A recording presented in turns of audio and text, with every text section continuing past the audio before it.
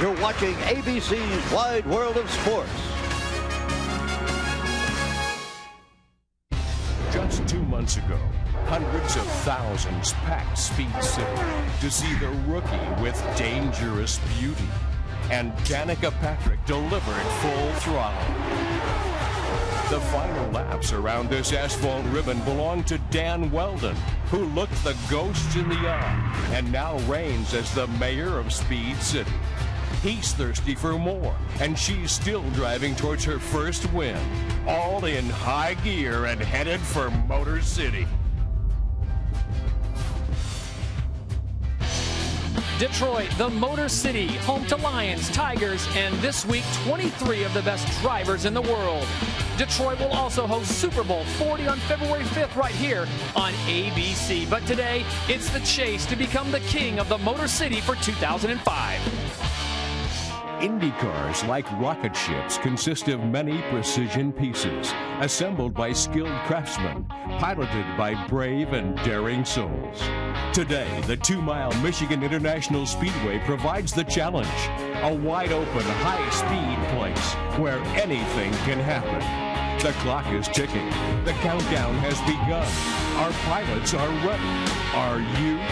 Speed City rockets to the Motor City next.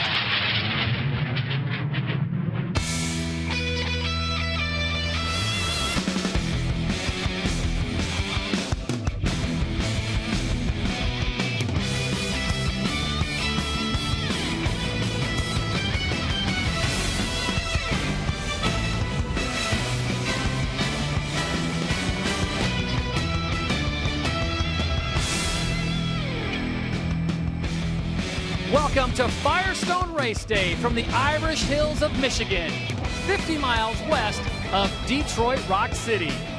And we welcome you back to the IndyCar series on ABC Sports. It's been a while. We haven't seen you since May 29th, and that was the 89th running of the Indianapolis 500, where Dan Weldon picked up the victory. A lot of stories to bring you up to speed. We'll also have side-by-side coverage for you today right here on ABC Sports Championship Television. Well, our points leader, Dan Weldon, he had a great start of the season, winning 4 of the first 5 races. Since Indianapolis, he has been 0 for 5. Today, Dan Weldon tries to get things back on track for Andretti Green. Another story we've been following all year long, and that is the meteoric rise of Danica Patrick, number 16 for Team Rahal Letterman.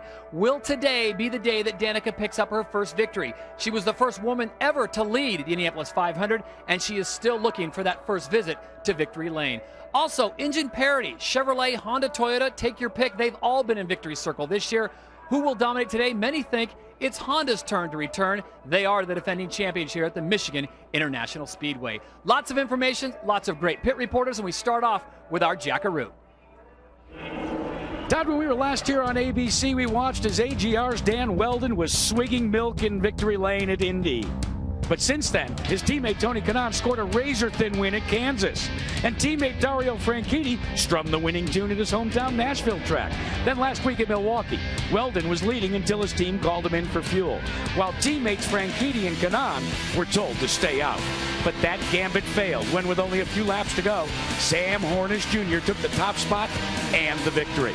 That relegated Franchitti to second, Kanaan fourth, and Weldon to fifth. And Todd, you may think that we're talking about 3 drivers. No, guess what? Andretti Green Racing has 4 drivers, and Brian Herta decided to better the other 3 by putting your car, the XM satellite radio car, on the pole here.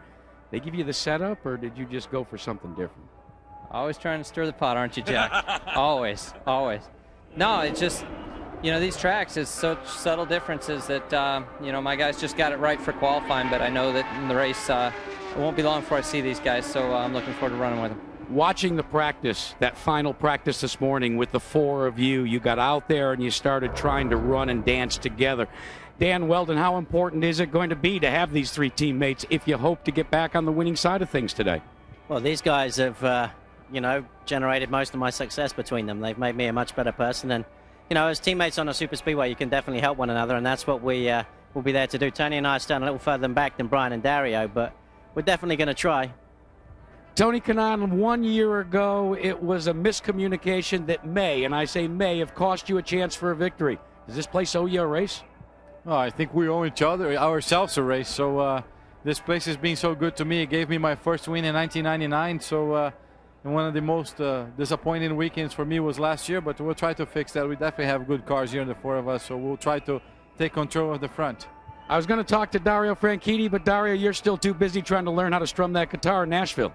Well, I got to get it back from the team first. I guess they sent it away to get a replica made. So as soon as I get it back, it's going to be music lessons at my house. Doc, they're not the three Musketeers. They're the four top contenders today. Hold on, we gotta say hi to our friend Darren Manning at home. Hopefully, Jack, they are polar opposites in personality, but Castor Neves and Hornish often race as a mirror image. Hornish was first to victory lane in March at Phoenix, and all seemed cool in the Penske camp. Back in May, the date was Friday the 13th when Sam hit debris from Paul Dana's crash and went on this scary ride. He walked away and rebounded to lead the Indy 500, only to have his day end against the wall. This was the view out of Elio's rearview mirror in Richmond. Sam's wild slide followed by Elio's first fence climb of the year. And then last week at Milwaukee, running 1-2 on a hot and slippery surface, the mirror image cracked. Really wish that wouldn't have happened, but at least we got one car in victory lane. There was enough people with more power than me to talk to him. Well, I saw it. I don't have to look at it again. He got underneath him, and I think started to get out of it on the brake and slid up a little bit and got the rear tire of Elio, and that got him in the wall. Well, you can easily tell from Sam Hornish's subdued demeanor in victory lane last week and Elio Castroneves' reaction when he climbed out of the car that both these teammates were shaken by the incident on the racetrack. Now, guys, I got to ask you, what have you done to resolve the issues of last week at Milwaukee? Elio? That was pretty easy. I just gave my bank account, and he's ready to write a check. Nah, just did you get my bank account? No check. No. Hey, what did Roger Penske do? Now, what has he done to step in and maybe assure this doesn't happen again?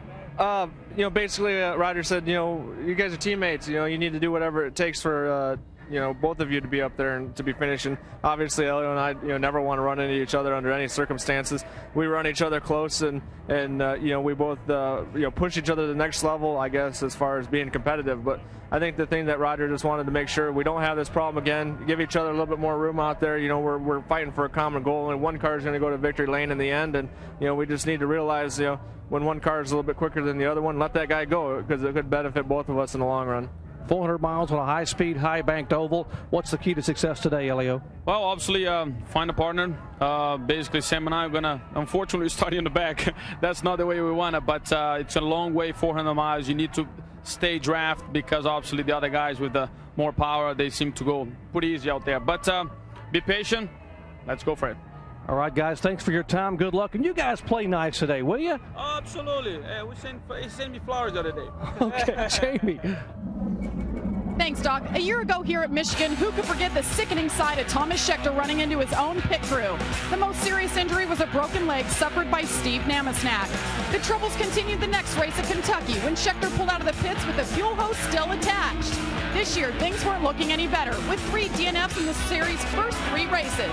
In Japan, however, it looked as though the bad luck was about to end until Thomas, while leading, ran out of fuel with only 2 laps to go. Well, that breakthrough win finally occurred in Texas, his first win with the Panther team, and his first as a driver since right here in Michigan 2002.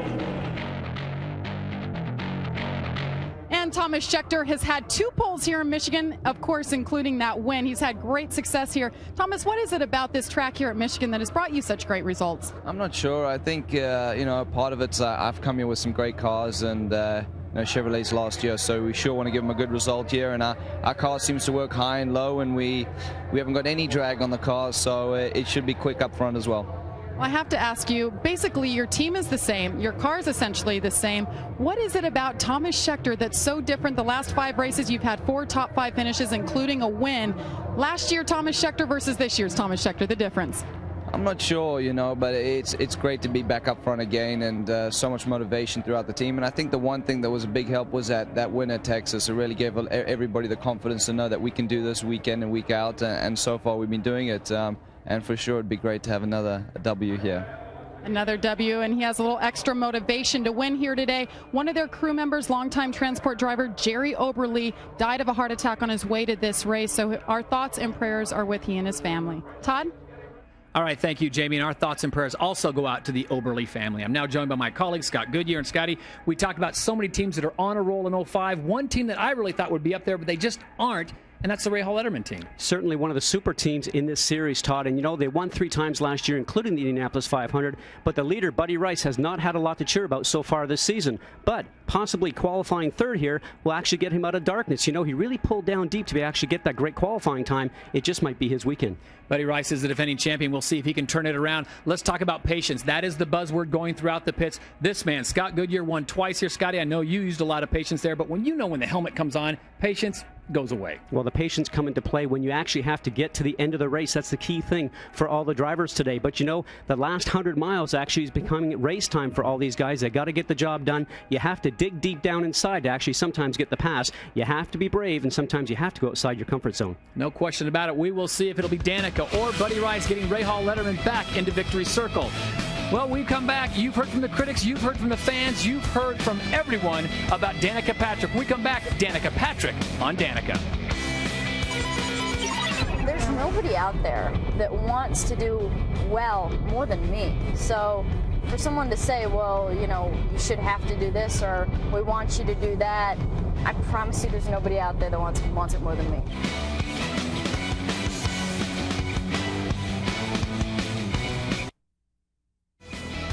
The Firestone Indy 400 on ABC Sports is brought to you by Firestone Tires, by Target, expect more, pay less, and Toyota. Choose any direction as long as it's moving forward. She has put the buzz back into the IndyCar Series. Number 16, Danica Patrick for the Ray Hall Letterman team. In 2005, she is one of the biggest breakout athletes of the year, Danica Patrick. But with all the pressures and demands of her time, Danica has stayed cool, stayed racy, and above all, remained grounded. She was even cool enough to take our Jackaroot for a spin last night around the Speedway.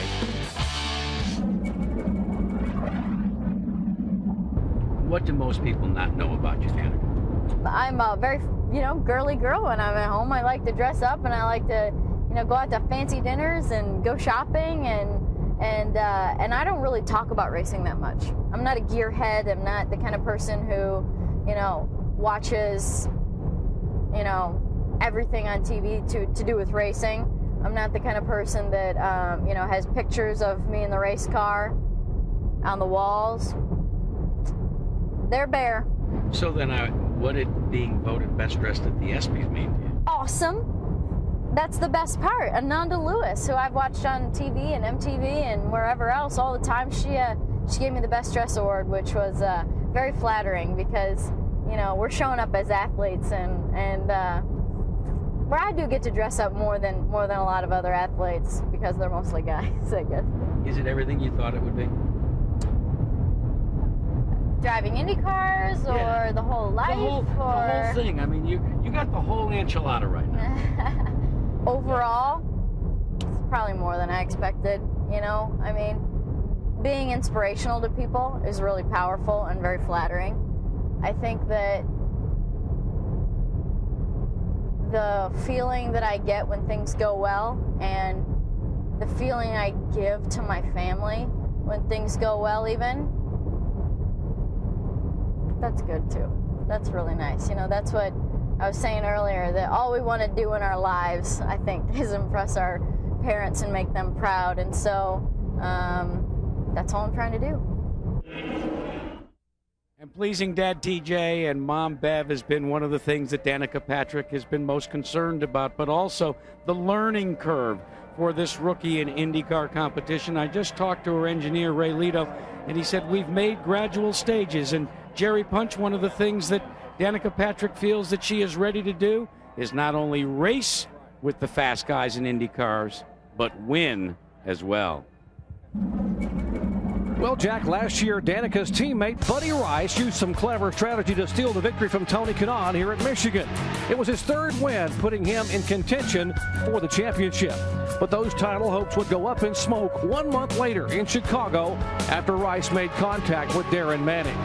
Despite this dramatic somersault, he escaped without injury. but his world has been topsy-turvy ever since. In 2004, he won the Indianapolis 500, but this year he was unable to defend that title due to injury suffered in a crash during practice. Buddy's 2005 stats are abysmal. Currently 16th in points, his best finish is a third, and in 9 races he's recorded 5 DNFs, including one last weekend at Milwaukee. Buddy's bad luck might be changing here this weekend. You know, after struggling to get this car in the top 10 in Saturday morning's practice, he posted an impressive qualifying run and will start third here today. You know, last year at Michigan, Buddy played a waiting game, content to sit behind Tony Kanaan and ride until the final 10 laps. This year, after leading only 12 laps over the first half of the season, don't expect Buddy to be patient. Buddy Rice will lead as early and often as possible. He knows the only surefire cure to the race driver blues is a trip to the top 10 podium or possibly even victory lane here today. Jamie Little. As an owner, Chip Ganassi was a major player from 1996 to 2003, including 3 straight kart championships from best friends and teammates Alex Zanardi and Jimmy Vasser. Juan Montoya had little competition as he dominated the 2000 Indianapolis 500. Ganassi turned to the IndyCar Series full-time and with Scott Dixon took home the 03 title. But the downfall since has been swift, expensive, and sometimes painful. Winless Dixon has struggled. Rookie Ryan Briscoe sat out Milwaukee due to a practice crash, and popular Darren Manning lasted only 34 laps. On Tuesday, Darren was fired. And after last week's race in Milwaukee, Darren Manning set 13th in the points, better than both teammates. So you can imagine the speculation that surrounded the decision made by this man, Chip Ganassi, on Monday, firing Darren Manning. I have to ask you, Chip, why did you let Darren Manning go? Well, Jamie, it's it's a difficult situation. I mean, we've certainly had our ups and downs, as you can see there on television. And when we're down, people always look and say, "Gee, what's the reason you're down?" And there is no one reason. There's no one reason you're down. And when you're up, there's no one reason you're up either. And unfortunately for Darren, we've just had some performance challenges with him as of late. And we didn't want to take the chance of keeping him in the car, and he could be he just wasn't right. And I like Darren, I like him, and we wish him well. And you never know, we may bring him back for a road race or something. I mean, but he needs to get out and rest for a little bit out of the car, I think. Well, some of those downtimes included 20 repaired crash cars this year alone this season, but things are turning around. Scott Dixon starting on the second row in 4th position, the only Toyota in the top 12. Perhaps today will be the day. And Jacques Lazier is filling in the number 10 spot. Todd? All right, thank you very much, Jamie. As the stands are beginning to fill, it should be a great race here at Michigan. Well, tonight on ABC at 7/6 Central, an hour of laughing at ourselves on America's funniest home videos, followed by Extreme Makeover Home Edition. Then at 9/8 Central, all the dirty laundry comes out, along with the Desperate Housewives, followed by Grey's Anatomy. ABC is the place to be watching tonight, all night, starting at 7/6 Central. And we thank you for watching Firestone Race Day from Michigan International Speedway. When we come back, it's the Firestone Indy 400 from Michigan. Thanks for joining us, folks. We'll see you right on the backside of this commercial for the green flag. Michigan, fast and unpredictable. It's where an amazing 12 open-wheel drivers have captured their first career victory. Today, will Danica become the lucky 13th? Teammate Buddy Rice, the defending race champion, is looking for his first win in nearly a year. Points leader Dan Weldon captured 4 of the first 5 races this season, but is 0 for 5 since. Last week, 6 + 3 = 1, as Penske Racing Sam Hornish Jr. celebrated win number 2 in Victory Lane, while teammate Elio Castroneves was less than happy. Roger Penske used to own this track, literally, but hasn't won here since Rick Mears did it 14 years ago. Who will master Michigan today? 400 miles lie ahead. It's the Firestone Indy 400 on ABC Sports on a picture-perfect day from the Michigan International Speedway in Brooklyn, Michigan, some 50 miles west of the Motor City. This is race 11 of 17 as we take a look at the Firestone starting grid. And it's appropriate that a Michigander is atop the polls. He's a native.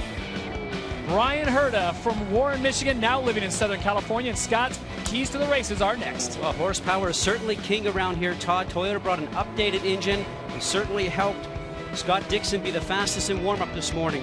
Point number 2, drafting, very important here, not only to pass the car in front of you to get the lead, but also drafting will actually help you save a little bit of fuel, which will be another key to the race here today. And the brave factor, you certainly want to keep your foot on the pedal. Try moves that you don't know if you'll get away with. You just sort of dig deep, try and get it done, and if you can make it happen, you just sort of pinch yourself and say thank you. We have time for a quick pit whip. Let's check in with Jackaroo. Well, why do you have to be brave here at Michigan Speedway? The reason, because you have to dial as much downforce out of these cars as you possibly can stand in order to go fast. I asked Scott Sharp to try and give me an analogy of what it's like, and he said quite simply, Doc, it's like trying to balance yourself barefoot on the edge of a giant knife. Well, Jack, this day for Danica Patrick's mom, Bev, it's really emotionally draining. On the one hand, there's the hope and anticipation fueled by the knowledge that 12 of Open Wheel Racing's greatest names have collected their first win here. And on the other, there's the fear and anxiety of watching her little girl zip by at almost 220 miles per hour on a track noted for high banks, high speeds, and high risk. This day could yield history or horror. All this seen through the eyes of one very worried mom. Jamie? Well, Dr. Punch, we have 2 new faces in the field. We already mentioned Jacques Lazier, who's joining his brother Buddy Lazier, so we have brothers racing in the field. But Townsend Bell is back in the number 2 car, filling in for the injured Thomas Enge. He ran here last year. He finished 8th. Be watching for the number 2 Rockstar car. Guys? All right, thank you very much. We have got perfect racing conditions at a very challenging course. My colleague Scott Goodyear has won twice here. We will defer to him quite often as they bunch up the grid and get ready to come out of turn number 4. Well, Detroit has the big 3, but we've got the best 23. The Firestone Indy 400 is on. Green flag.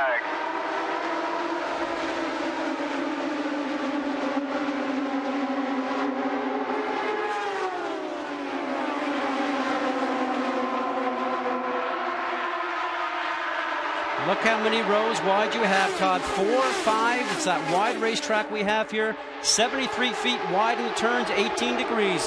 It looks like a little bit of passing maybe going on below the white line down the backstretch already. Number 7 in the XM satellite car, that is Brian Herta on the pole. You are riding on board with Thomas Schechter, who's sitting number 2 right now in the Panther Pennzoil Chevrolet number 4.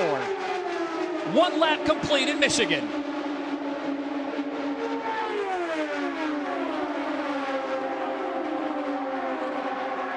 Scotty, they talked about the many lines here at Michigan, and you know it better than anyone else. You are right. They are going 4 wide here, and this is exactly what Brian Barnhart, the president and CEO of the IRL, did not want to see.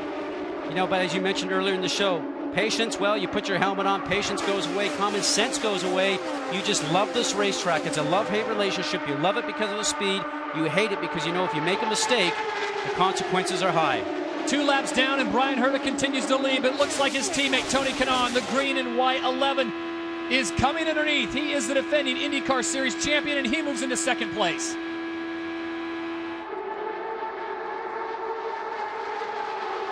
In that group of cars right now, 4th place, Scott Dixon, a Toyota-powered car. We mentioned that Toyota's brought a new updated engine for this racetrack. What a great job he's done. It's put a spark back in his driving, I would say, Todd. Well, when Tony Kanaan made that move into 2nd place, he started 14th. He moved up to 2nd. Now he's starting to slide back just a little bit. Kanaan finding that low line not to his liking. Now he has slid back, Scott, all the way to 5th. One of the keys we talked about, the drafting, that happens all the time here. You get a run off the car in front of you. The wings that these cars have right now put off a good little tail rooster, as I like to call it. You get a good draft, and you're actually able to take advantage of the draft that's in front of you and sort of slip shot past the driver that's in front. It's a big fun day for all the drivers today, Todd. Well, Danica Patrick, where is she? She started up towards the front of the pack. Danica Patrick actually starting in 8th position. She is currently running back in 18th. So Danica dropping back now to 18th on the computer. What do you explain Let's listen to that. Fighting her race car. Look at her steering wheel right now. Getting difficult times going through the turn. She was off the gas, went down a gear as she actually went through the turn. I would have to say she's not very happy with the race car, and she's actually got a big space right now from the cars in front. Tells you that she's not very happy with the race car, probably running in that turbulent air from those cars up ahead. Her teammate Buddy Rice, who started 3rd, Buddy Rice now has slid back as well. Rice sitting in the 14th position.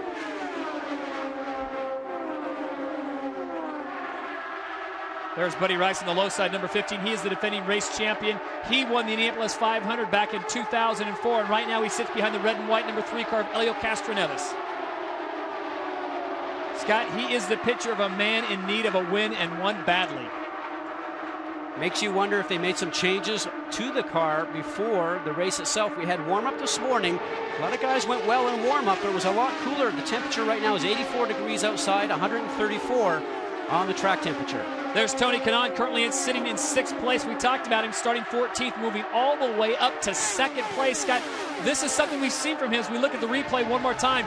This is his MO as we look on board from his teammate Dario Franchitti's car. Now watch the 11 come through on the left side of your screen. Cuts through the cars. Excuse me, pardon me, I'm coming through. Even his teammate Dario was probably saying, where did that come from?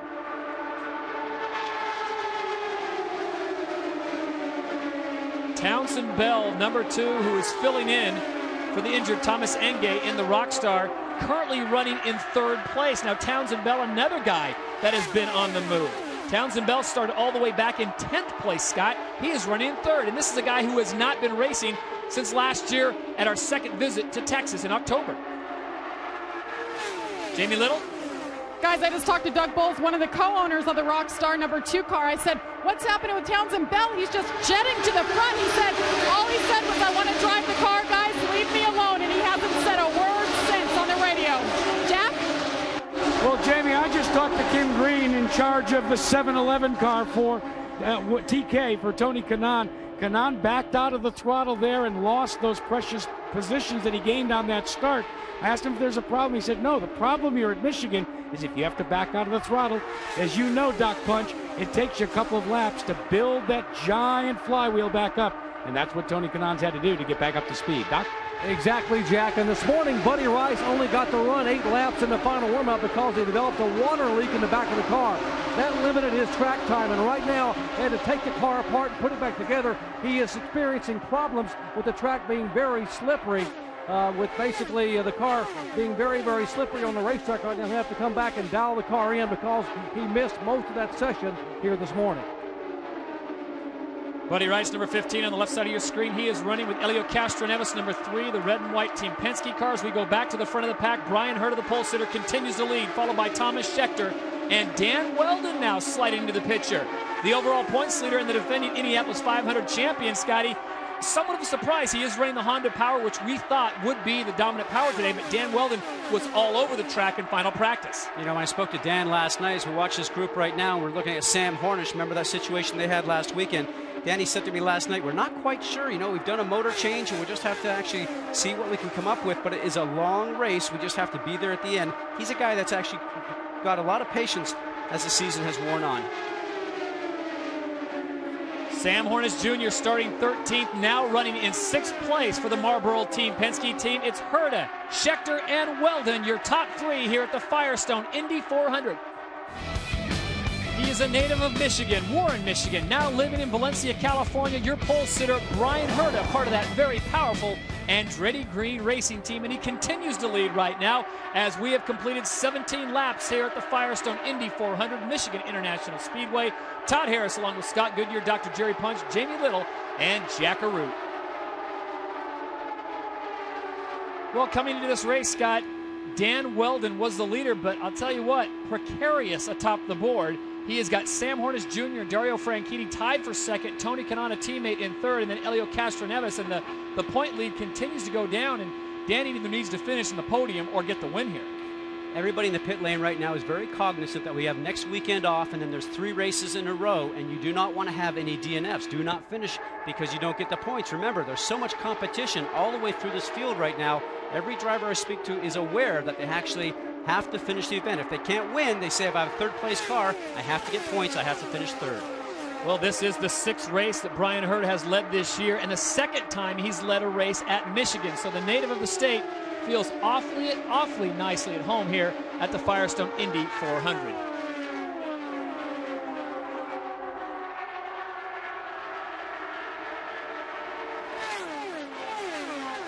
Speeds right now hovering right around 215 miles an hour. As we get a look at the 27 car, that is Dario Franchitti, a man who has already picked up a victory this year. That coming in Nashville as we ride on board. And Dario has scored the most points since Indy, 186 to 163 for Hornish and Scheckter. As we get our Firestone telemetry with Dario Franchitti. There you see 214, 215 miles an hour. And Scotty, 99% on the throttle. That's fast, but I'm surprised these guys aren't flat out. Well, that is probably just a throttle sensor you see. You see it click up to 100% every once in a while. Now, watch his visor cam. I love this. Tells you what the driver's seeing right now out of turn 2, that long straightaway down to turn 3, and up into that 18-degree banking, not lifting off the throttle at all. Scott, in the last practice session before this race, the 4-car juggernaut that is Andretti Green Racing had their cars darting and diving about, despite the fact that they were very, very fast. All of the drivers asked for some minor tweaks. What they were looking to try and do is compensate for a seam that exists all the way around this 2-mile racetrack between each lane. When the cars are running in one lane, they're very, very stable. But all 4 drivers reported that if they tried to go to the outside or the inside, running 1st through 7th, the AGR car said, well, that's when it becomes a handful. Let's go to Jerry Punch. Well, Jack, the game plan for Team Marlboro-Penske was simply this. They were going to try to trim the cars out and maintain the straightaway speed, but the problem in that final practice section was the cars were not that stable in the corner in traffic, so what they've done, they've had to reach somewhat of a balance. And what Sam Hornish likes is the fact his car is drafting so very well right now. It will trim it out as the race progresses to give him more straightaway speed, but right now for him, the draft is the key to keeping up. Guys? Thank you, Doc. Back on board with Dario Franchitti, where we started moments ago, as we go side by side right there with his teammate, Tony Kanaan, who has been all over the track. We've seen him as high as 3rd, and now Kanaan is starting to slide back. He's now sitting comfortably in 5th place behind teammate Dario Franchitti. Todd, I would have to say that Kanaan right now is not very happy with his race car. When you saw Hornish go around the high side, just that turbulent air off of Sam's car, a little wiggle off the back end of Tony Kanaan's car. He's probably just sort of hanging on to it. Certainly some changes will happen for that car in the first pit stop. That is the picture of trust as they go right next to each other at 216 miles an hour.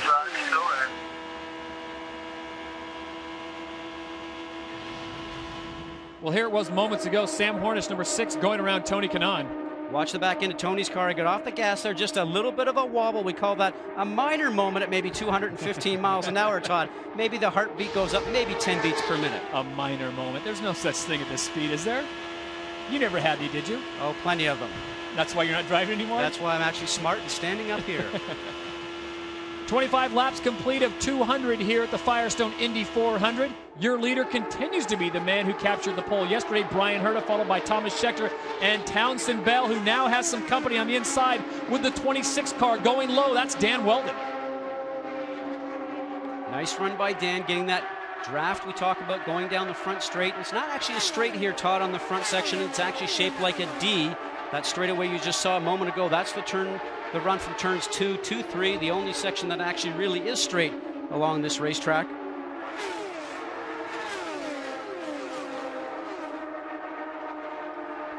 Number 17 is Vitor Mira, part of the Rahal Letterman team that we talked about at the start. Here's a guy that's looking for his first win in the IndyCar Series. He is running 8th right now.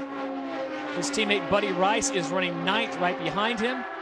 And we find Danica Patrick has slid back to 20th position. Now, for those of you who are polling for Danica, the rookie, Scotty, we've seen this before. Danica is patient enough and she's got enough poise.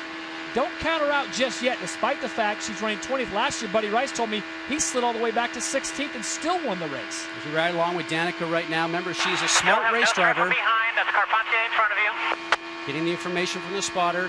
No traffic behind, so she doesn't have to worry about looking in the mirror. She can concentrate exactly on what's going on up front. The 83 of Patrick Carpentier, the Red Bull Cheever car just to the right.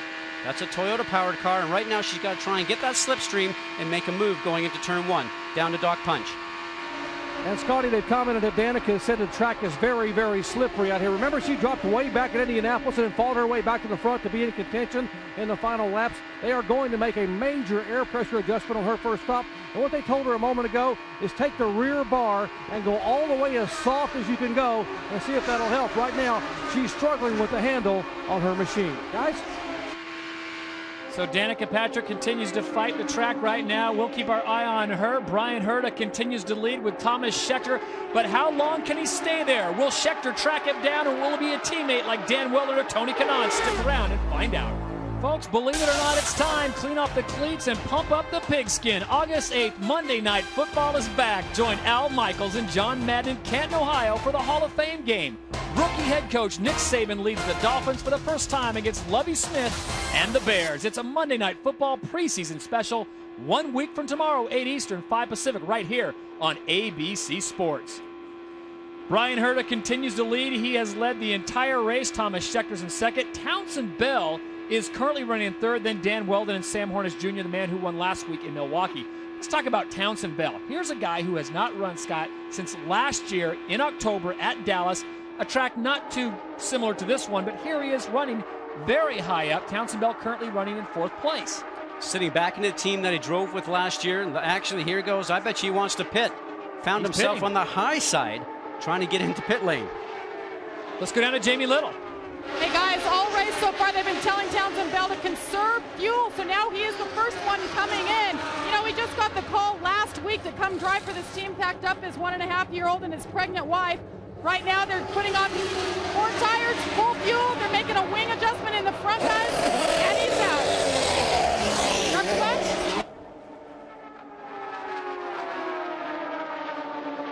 So Townsend Bell makes the first key move, and it looks like Vitor Meira is going to join him on pit row.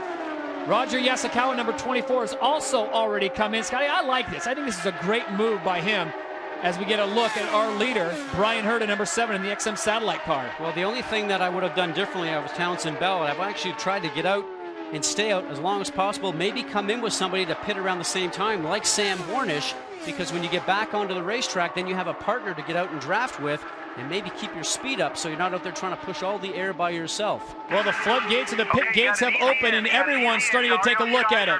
Briscoe's in, Carpenter's in, Kite's in, and your leader, Brian Herta, has also come in.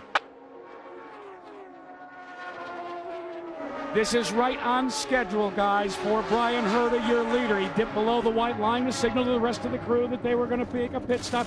No changes on Brian Herta's car. Just 4 new Firestone Firehawks. And Thomas Schechter will pit in 2 laps. So this gives Schechter an opportunity. Out and away in 10.4 seconds. And now Schechter wants to get some service on pit road. Maybe because Townsend Bell was low on fuel. See the 2 Andretti green cars coming in the top of your screen there. Dario Franchitti carrying a bit too much speed. Almost got to the back of Tony Kanaan. Doc Punch. And the Pennzoil Panther crew will go to work on Thomas Schechter's machine. Schechter got his very first win here as a rookie in 2002. Getting 4 tires. He called for no significant adjustments. Have to turn down on the front wing, and Schechter is down and away. Great pit stop for the Panther team. 10.3 seconds. Tony Kanaan gets out before Dario Franchitti. Danica Patrick is also in.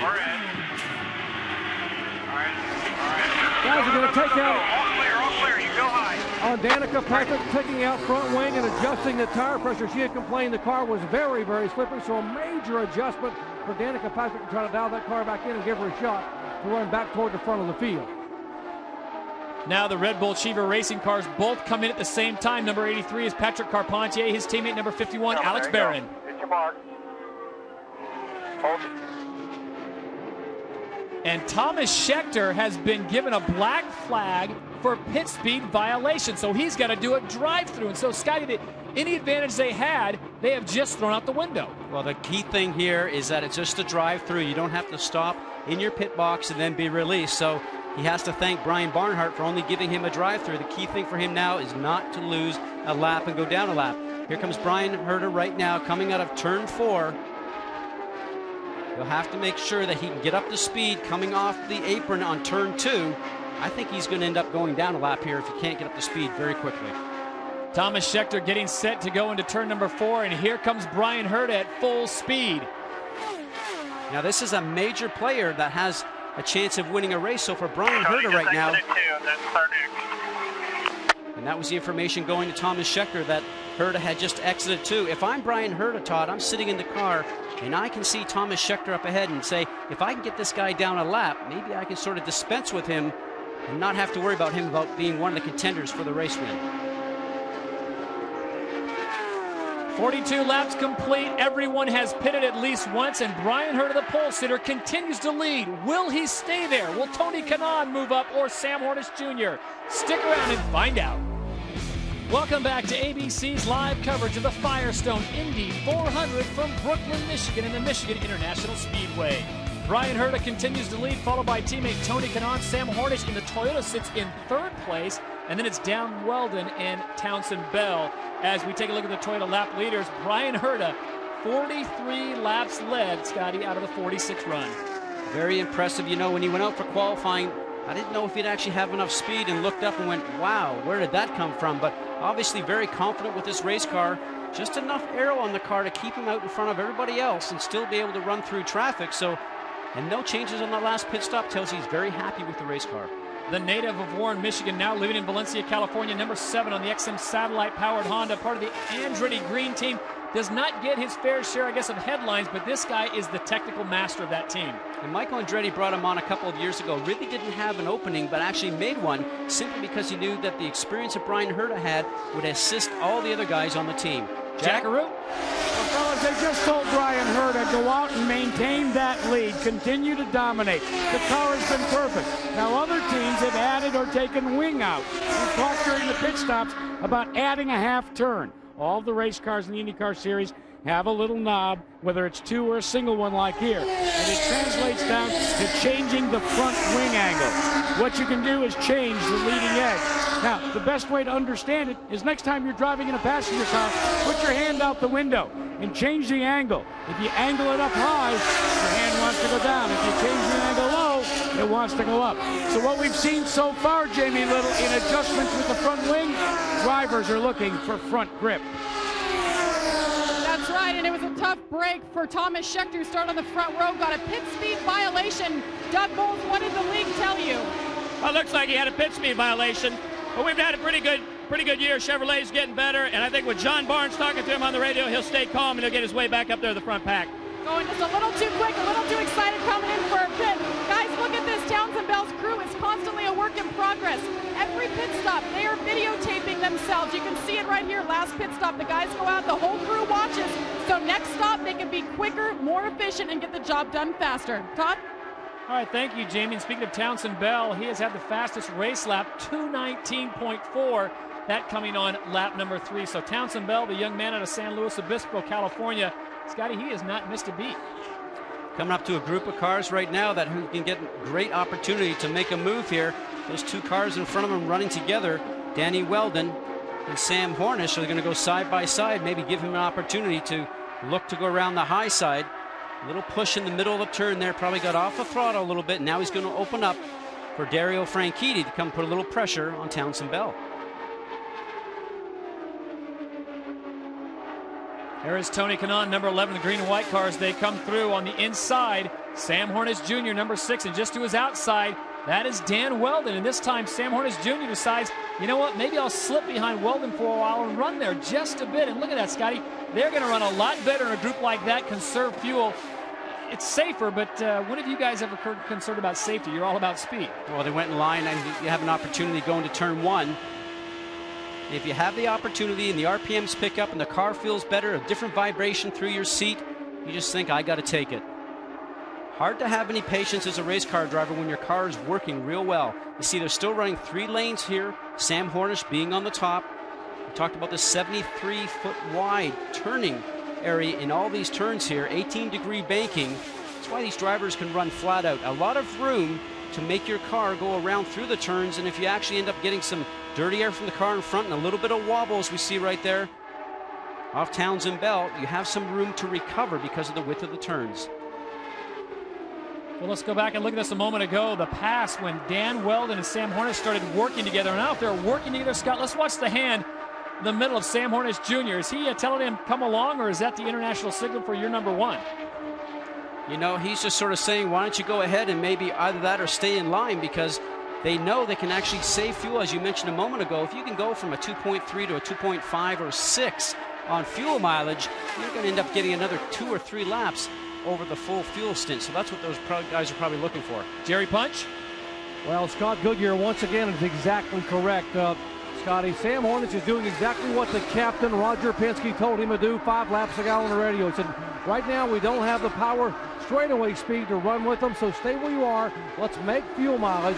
Remember, a year ago, Tony Kanaan dominated this race but lost it because he had to conserve fuel weight and got passed in the final 10 laps. Sam Hornish now playing a fuel game here after the first pit stop with 20 laps to go until the next stop, sitting in line very patiently listening to Roger Penske. All right, thank you, Doc. I don't know about Scott Goodyear right again. That hurts. I know Scotty's getting his wallet out right to slide you over a 20. Race average speed at 1/4 distance over 211 miles an hour. Will the pace continue? Will it move up? Stick around and find out when we return. The Firestone Indy 400 on ABC Sports is brought to you by Firestone Tires. By Target, expect more, pay less. And by Honda, proud sponsor of the Indy Racing League IndyCar Series. Welcome back to Brooklyn, Michigan for the Firestone Indy 400. Todd Harris along with Scott Goodyear, Dr. Jerry Punch, Jamie Little, and Jack Arute reporting from the pits. Brian Herta continues to lead as we go on board with his teammate Dario Franchitti, who currently sits in 4th place. Just ahead of him, a teammate Dan Weldon and then Tony Kanaan. And life's good when you're Andretti Green. And there you see some of the movers. Number 2 is Townsend Bell, a man we haven't seen since last year, October at Texas. He's also running alongside Sam Hornish Jr. Number 6 is running in the 6th place position. Now Sam Hornish started in 13th and has actually moved his Toyota all the way up there with some masterful driving, running in traffic. And we just heard throughout the break where Roger Penske says, go to 2 if you have to. You're clear. Lane is your choice. And being 2 on the fuel trim because Sam's probably complaining, I don't have enough horsepower to keep up with these Honda ponies that are just up in front. The Hondas right now maintain the top 4 positions. It's Townsend Bell Chevrolet in 5th. That breaks up the Honda rush to the front, giving us a taste of parity. And then Sam Hornish Jr.'s Toyota currently running in 6th. And that's not a good sign for Ray Hall Letterman as Danica Patrick has now gone 1 lap down. We will see if she can get herself back in. You know, Scott, in Indianapolis, she went down. 1 car back. So now she knows Herta's on her tail. She knows that Herta is the leader.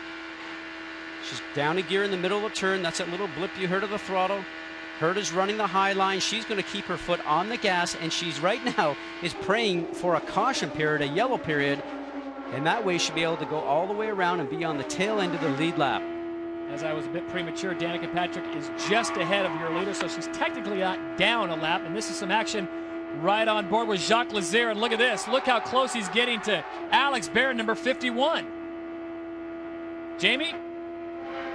Well, Chip Ganassi's a busy man today. 3 cars he's keeping an eye on. Jacques Lazier getting racy, as you saw, making a pass there. And Chip, I know you have your hands full with 3 different drivers. Jacques Lazier sitting in for the first time today. You guys are losing some positions with Scott Dixon, but overall, how's your performance? Well, I don't know. I thought Dixon was a little better than this. He said his car is okay. I was just over there talking to Mike Hull, and you know, Jacques just getting his feet on the ground. And I guess Ryan whitewalled the right side there off of 2 early in the race. I think that spooked him for a little bit. He's getting back into it now. Ryan Briscoe, we just heard Danica Patrick did go a lap down, and Scott Goodyear, I know you could touch on it, but Ryan Briscoe, huge hit in the wall last weekend. I wonder how that's affecting him right now. Well, it could be affecting. Remember, it's only a week off. When anytime you hit the wall, you certainly sort of see some stars once in a while. But Danica Patrick, as we ride along with her, was trying to get her lap back or get back on the lead lap with Brian Herta running around the top side of her. But you saw her fight the wheel a little bit.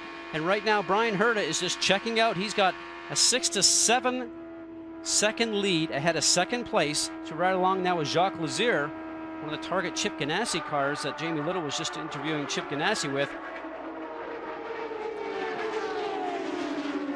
The number 10 car took over for Darren Manning. When I spoke to Brian Risco a little bit, he said that, you know, a little bit of a surprise around the race shop, but Darren took it well, and Ryan was out playing golf with Darren last Wednesday. So now there's a report that Darren Manning is over in San Jose this weekend, sort of watching the Champ Car race. So we'll have to see where he ends up here in the next few weeks. Great driver, great personality. We have another pit stop. This is number 17, Vitor Meira, third member of the Ray Hall Letterman team. And we'll have to find out from our pit crew whether or not this was scheduled or he's having a problem. But Scotty, he's going out of sequence. Nothing to risk, nothing to lose there. Well, possibly not pleased with his race car. Came in, put some tires on, maybe some air pressure changes. And hopefully that will make the car a little bit more competitive for him. He's got to go out and find a drafting partner now and get back up to speed as quickly as possible. If you remember last year, his teammate Buddy Rice used pit strategy last year to get the victory. Buddy Rice, the defending champion here. Speaking of Danica Patrick, 16th was the lowest she showed at Indy, and that was on lap 101, so she's put herself down one lap. She's going to need some help here, but that is something we said all along that Danica's need. I know a lot of people said, jump on the Danica bandwagon. This is the place where she'll get the first victory. You didn't agree with that, did you? Outside right rear, you're clear. Doc? Well, Vitor Meira coming in about 6 laps early, and your guys are right again because the car just going away significantly. They made 2 clicks of front wing change, and Meira said, we're useless staying out here and losing time. As we were having problems getting the car around the racetrack, they came in and made an adjustment. It will be making pit stops. His teammate, by the way, Danica Patrick, coming in about 4 or 5 laps. Meanwhile, Buddy Rice continues to run in 7th place, the defending champion. Brian Hurt is your leader, followed by Tony Kanaan, Dan Weldon, Dario Franchitti, and Townsend Bell, the top 5. And for Brian Hurt, the pole sitter, he has pretty much dominated this race, riding on board with Scott Sharp right now. And there's Elio Castroneves on the left-hand side, the 3 car for the team, Tim Penske. Scott, who now lives in Jupiter, Florida, actually did not go home this past week, had a lot of obligations for both Delphi and Futaba. Still there. Still there. Still there. Still there. Just on your corner. He's coming back. You're clear behind him. Now that's in your ear as a driver all the way around the racetrack sometimes, Todd. It's amazing. But getting back to Scott Sharp, a lot of commitments with both Delphi and Futaba here in the Detroit area this last week. Spent a couple of days in Chicago with his family and then went to work on Wednesday, Thursday before reporting to the racetrack on Friday. As we come up on 75 laps, Scotty, 74 is where we're at right now. What have you seen thus far in the race that leads you to believe that maybe Brian Hurta can hold on and win this thing, or is there someone else that jumps out in your mind? Most important thing for me right now as I'm watching is that Brian can get through traffic. He's being patient when he comes up to cars that he's lapping. And probably the biggest thing overall would have to be no changes to the race car during the first pit stop. Tells you that he's very happy with the car that he's got underneath him right now, and he's able just to drive away and run flat out in traffic. Now going on 7.2, 7.3 second lead over second place his teammate Tony Kanaan. Brian Hurta's last victory coming back in 2003. That took place at Kansas City. So here's a man in a 2-year drought looking to get on top. Andretti Green has certainly had their share of wins. And who can forget in St. Petersburg when Andretti Green swept the top 4 positions. And Brian had the pole in St. Petersburg. A very impressive run. Also a pole on the short track at Phoenix earlier this year. Just off completely. 10-4. See, now this is telling you a story. With Vitor coming back in, not happy with the car at all. The leader's coming in as well. Brian Hurta trying to get it down to 60 miles an hour. Does not want the black flag as we check into Jack Arute. And Scott Goodyear, Todd Harris, the thing that drivers, fellow drivers don't want to hear. Brian Hurta is just radioed into his crew. No changes. They're simply going to take on 4 new tires, a full load of methanol, and they will be back on their way. They may have no intention of making any changes. They are this happy with this car, as you said, Scott. Problem now is to take in as much fuel as they can. He is off and away, Jerry Punch, in 10.1 seconds. Elio Castroneves, scheduled pit stop, slight air pressure adjustment. Elio complaining of a bit of an understeer around the racetrack. Good pit stop for the team Penske efforts for Elio Castroneves. His teammate coming in, Sam Hornish, next time by. We're getting word that Townsend Bell had his problems at his pit stop. Number 2, filling in for Thomas Inge in the Rockstar Chevrolet. We'll try to find out exactly what happened. Buddy Rice also has come in for a pit stop, the number 15, the man who won here last year. These guys are so good. Let's go hard. Let's give us a lap or 2 in spot 1, then you go out. You know, you think about the pressure on the crew. I always thought about that when I was driving, Todd. You come down there, and the work that those guys get done in about 10 seconds with 4 tires and 30 gallons of fuel was absolutely amazing. AGR threesome coming down pit road. Jack Arute. Well, Todd Harris, 3 of the AGR cars are on pit road as Brian Herta, the leader, has already taken off. Dario Franchitti's team has gone to work, as has the 7-Eleven crew for Tony Kanaan. In all cases, you can hear the holding has been simply to take on a full load of fuel. Kanaan's team was quick, but not quick enough. Teammate Dan Weldon sneaking out in front of him. There's number 6. That is Sam Hornish Jr. for Team Penske. Danica Patrick is also coming back down pit row, so problems persist. We'll follow Danica on this pit stop. Vitor's car is disabled here. You'll have to go around him. Wait for it. Wait, go. You're all right. Clear. 8.9, and that was with a wait and go, Scotty. For a second there, you're all right. It's all green. Reset the fuel. Let's check in with Jamie. Well, Todd Townsend Bell came in. You guys called it. He had a problem with the air gun on the front left tire. They got it back on, though, so his pit stop was about 14 seconds long. The crew is very disappointed, but no changes on the 2 car. And that on the heels of Scott Goodyear's comments as a former driver. That is so much pressure on them as you come in. You basically have to be perfect for 10 seconds or less to give your driver a chance. Brian Herta has moved back to the front of the pack. We'll sort it all out after those pit stops when we return to ABC's live coverage from Michigan. Thursday night at 9 Eastern, X Games 11 kicks off on ESPN. Then live coverage moves to ABC Sports for the surfing, motocross, and bike stunt competitions. X Games 11 Thursday on ESPN, next Saturday and Sunday 3 Eastern on ABC Sports. 85 laps completed at the Firestone Indy 400. Brian Herta continues to lead with Dan Weldon behind him, then Tony Kanaan and Sam Hornish Jr. breaking up the Andretti Green dominance as we take a look at our Toyota lap leaders, and the graphic pretty much says it all, Scotty. Brian right now is able to run about a mile an hour faster than everybody else in the racetrack, Todd, and he's running by himself most of the time. These guys here, as you see right now, are all running together trying to draft each other, and they're still not being able to run his pace. Just tells me that his car right now is just the class of the field. Weldon, Kanaan, and Sam Hornish Jr. in that shot. And Sam Hornish is the guy that's playing it very smart, sitting 3rd in that group that you just mentioned, Todd, saving just a little bit of fuel. Let's check in with Jack Arute, who's with the brainchild of Andretti Green. Well, let's find out from Michael Andretti what he thinks is accounting for the domination of his driver, Brian Herta, today. I don't know. I mean, the car's just been perfect all weekend, you know, ever since qualifying on, and he's real happy with it. But, you know, we've been here before. It's a long way to go, but so far so good.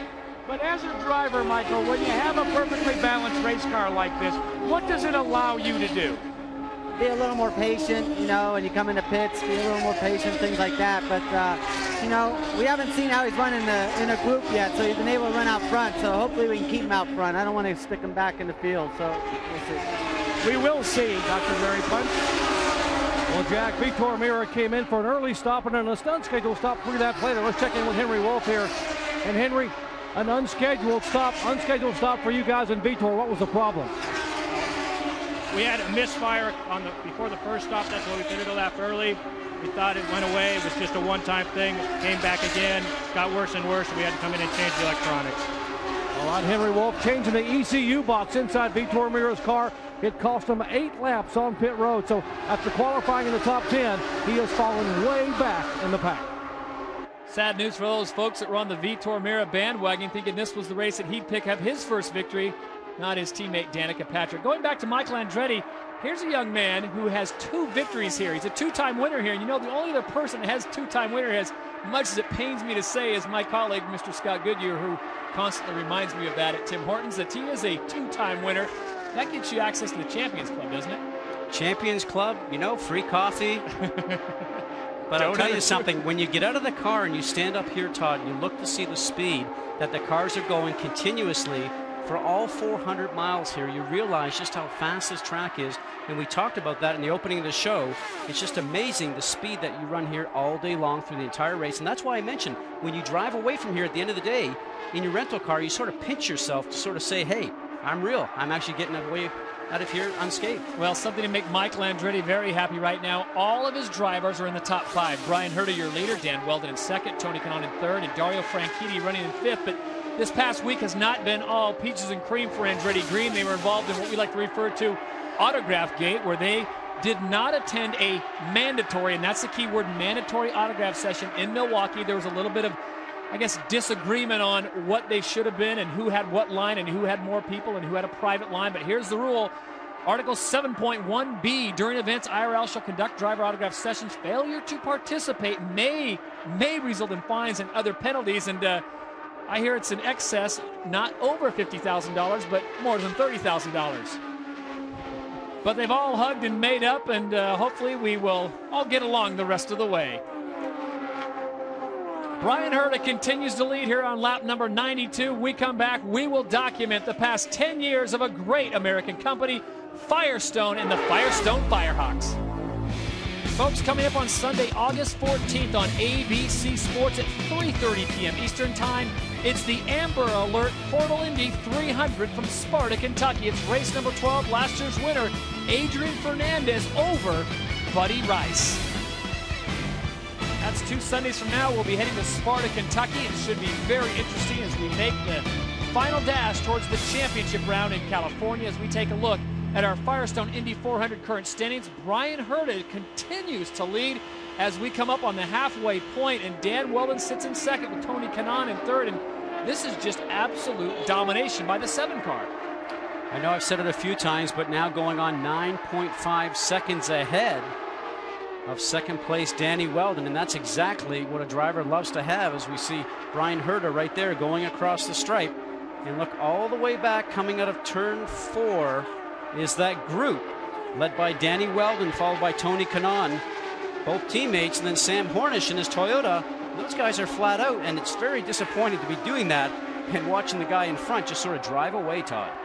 As teammates, Scotty, surprised that they are not getting into draft formation. I mean, the physics tell you that if you get in 3 or 4 in a row in draft, you will track down, hopefully, Brian Herta, but it's just not happening. Well, maybe they come down to the point that they realize that there's nothing they can do with Brian up in front. But you're right. You think they would actually try to do that, not only to sort of try and gain the gap back to Brian, but certainly to save a little bit of fuel. You know, it was right here at Michigan 10 years ago when Scott Pruitt put Firestone back into victory lane for the first time after being out of open wheel racing for more than 30 years. And Pruitt, I hear, may return to open cockpit single-seater racing for the first time since 1999 in the number 10 Target car at the Infineon Raceway, and possibly even Watkins Glen later this season. Now, Jacques Lazier's in there right now. He's got a deal for 3 races, but road racing Scott Pruitt kind of seems to be a match made in heaven with the Firestone Firehawks. Did all the development work for them, and actually they've made a great product. I had the opportunity to run on the Firestones at Indianapolis in 1995, a terrific tire. You talk about Scott Pruitt, a guy that I drove go-karts against back when we started 9 or 10 years old and raced go-karts across the country for many, many years. Very fast driver.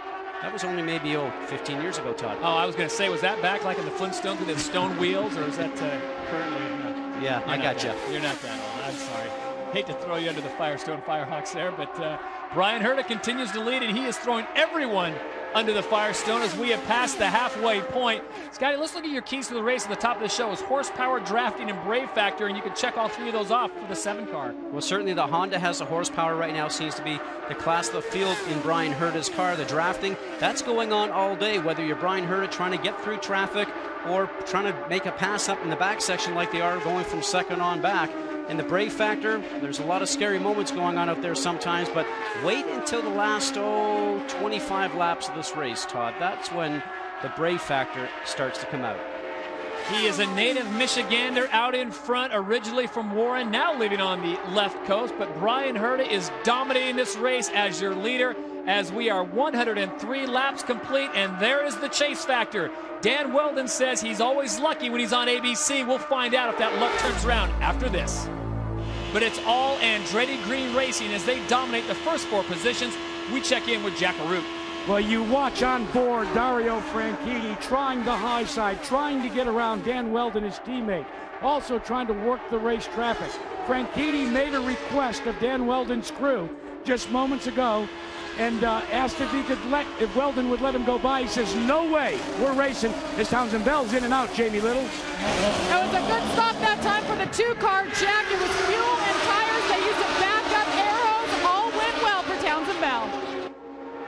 So Townsend Bell back on in this pack, Scott. I cannot look at this. This is 4 wide.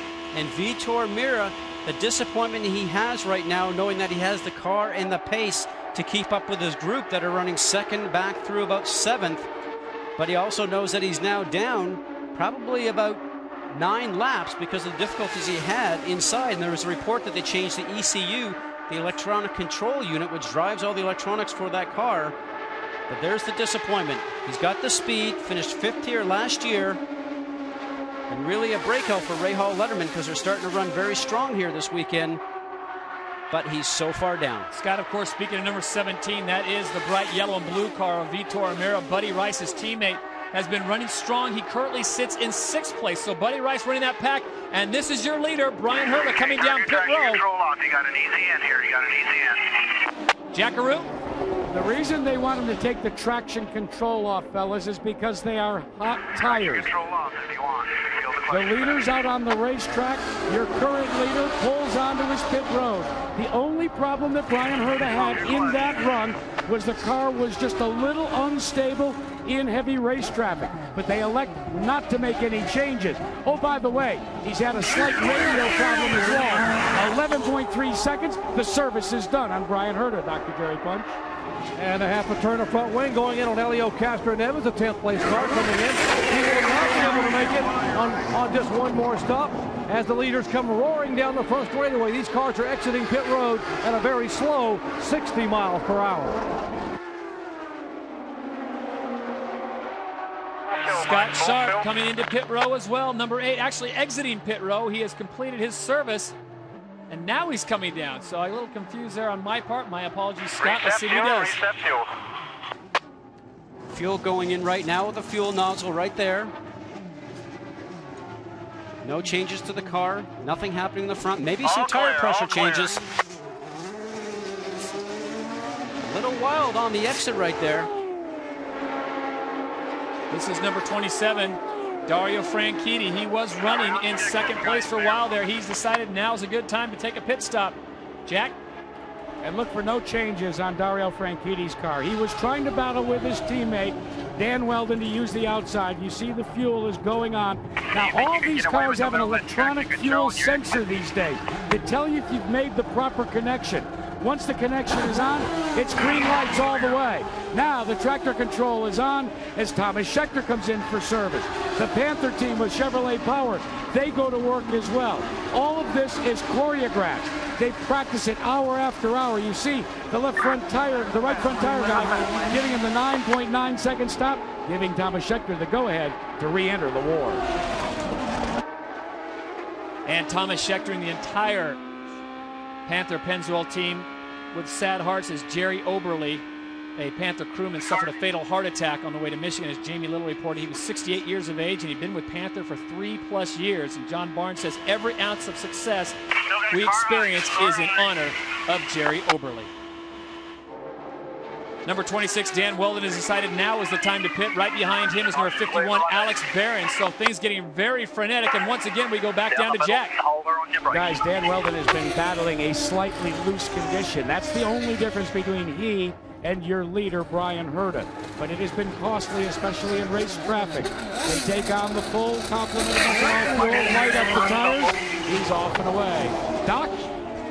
60 miles an hour as you watch Tony Kanaan. He is coming by us, but meanwhile, Sam Hornish will come in for his stop. He should be able to make it now, talking about Hornish, on one more pit stop as you watch Tony Kanaan now come down pit road. Here is Sam Hornish. No changes. Sam has been playing the fuel mileage game.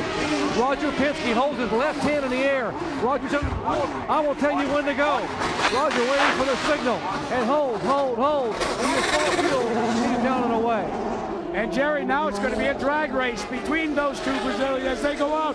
It's Tony Kanaan on the inside, on the high side of the racetrack. It's the Marlboro Team Penske car. Looked to me like Kanaan was back up through the gearbox the quickest. Kanaan beats him to that Quaker state line. Sam Hornish Jr., the red and white Team Penske, number 6, falling in behind Tony Kanaan as they will cycle back through. And boy, I tell you, those last 15 laps, Scott, when they were running 4 wide and then the pit stops, what a frenetic pace. Brian Barnhart, who basically is the sheriff of all these drivers, He had eyes like Marty Feldman right there when they were going through there. He has calmed down just a little bit as his blood pressure has come back down. Well, what was happening here, right now, was all these guys are out there running at speed, at pace, because they had already pitted. And then the guys coming off like Kanaan and Hornish trying to mix themselves back in here and get into the fray. You got Vitor Mira that's on a different strategy right now because he was down so many laps. All those guys came out in a big cluster of cars that you see right now. And someone has broken loose. Number 20 is the Vision Racing of Ed Carpenter, and that will bring out our first yellow on 122. And Scott, does that help anyone? I know it's not good for Ed Carpenter, but everyone else has been through the pits. Well, if you needed a pit stop, and I'm not sure that anybody was actually in dire need right now, most of them had been through, as we saw all the smoke coming out the tailpipe of Ed Carpenter's car. I think that most people actually had their stops done, but what a great job for Ed Carpenter to keep control of the car, because sometimes some oil gets on the tires out of the back section of the car when that happens. And the other side of it, you can actually see all the oil right now being put down on the course that he had to actually sort of avoid going on the rear tires. And he did a nice job of getting off the racetrack and getting on the apron so it doesn't oil down the racetrack, Todd. Well, just moments ago, we saw that exciting exit from pit row, and it was extremely tight, as Jack Arute told us. Watch this. This is the Quaker State pit exit cam. On the far side is Sam Hornish Jr. just edging out. I mean, Scott, that's 2 inches over Tony Kanaan, but it was Tony Kanaan through the gearbox fastest. If there is one team that did not want to see that caution, it might be Michael Andretti's Brian Herta team. Yeah, it's a bummer because now it's going to bunch everything up again. But, well, we knew it was going to come sooner or later, though. But when you know that your car is as good as Brian Herta car has been, does that leave it so that it's kind of, as we say in World Series of Poker, a push? Yeah, I mean, but still, you just never know. When you bunch everybody up, you know, they can stay with them again and anything can happen. But, you know, it's just the way it is. The speed has been fast and furious here at Michigan International Speedway, but we are under the first caution of the day. We'll do the bunch up and find out, can Brian Herta continue the domination here in the Firestone 400? It's a Monday Night Football preseason special, 1 week from tomorrow, 8 Eastern, 5 Pacific, right here on ABC Sports. Brian Herta continues to lead as we take a look at our Toyota lap leaders. There's Herta with the absolute domination, 112 laps led. Kanaan picks up 8, Schechter 2, and then Matsuura and Carpentier. Riding on board with Thomas Schechter right now as he is working his way up to the pack, and Schechter right now sits in 13th place. And with that, Todd, actually thinking about who this helps, it helps Thomas Schechter, who had that drop-through penalty that he had to do. He was on the lead, or the tail end of the lead lap. Now he gets to bunch up, so he has that opportunity now to maybe collect some spots here on the restart. Michael Wells, the fan that is riding on board with Thomas Schechter. If Thomas Schechter wins, he gets a trip to California as we ride on board with Danica Patrick and check in with Jamie Little. Well, as we've been talking about today, Darren Manning was let go from Chip Ganassi Racing on Monday. I actually spoke with him on the phone before this race. He's at another race in San Jose today. He said he's looking at his options for next year, but he really hopes to be back in the Indy Racing League.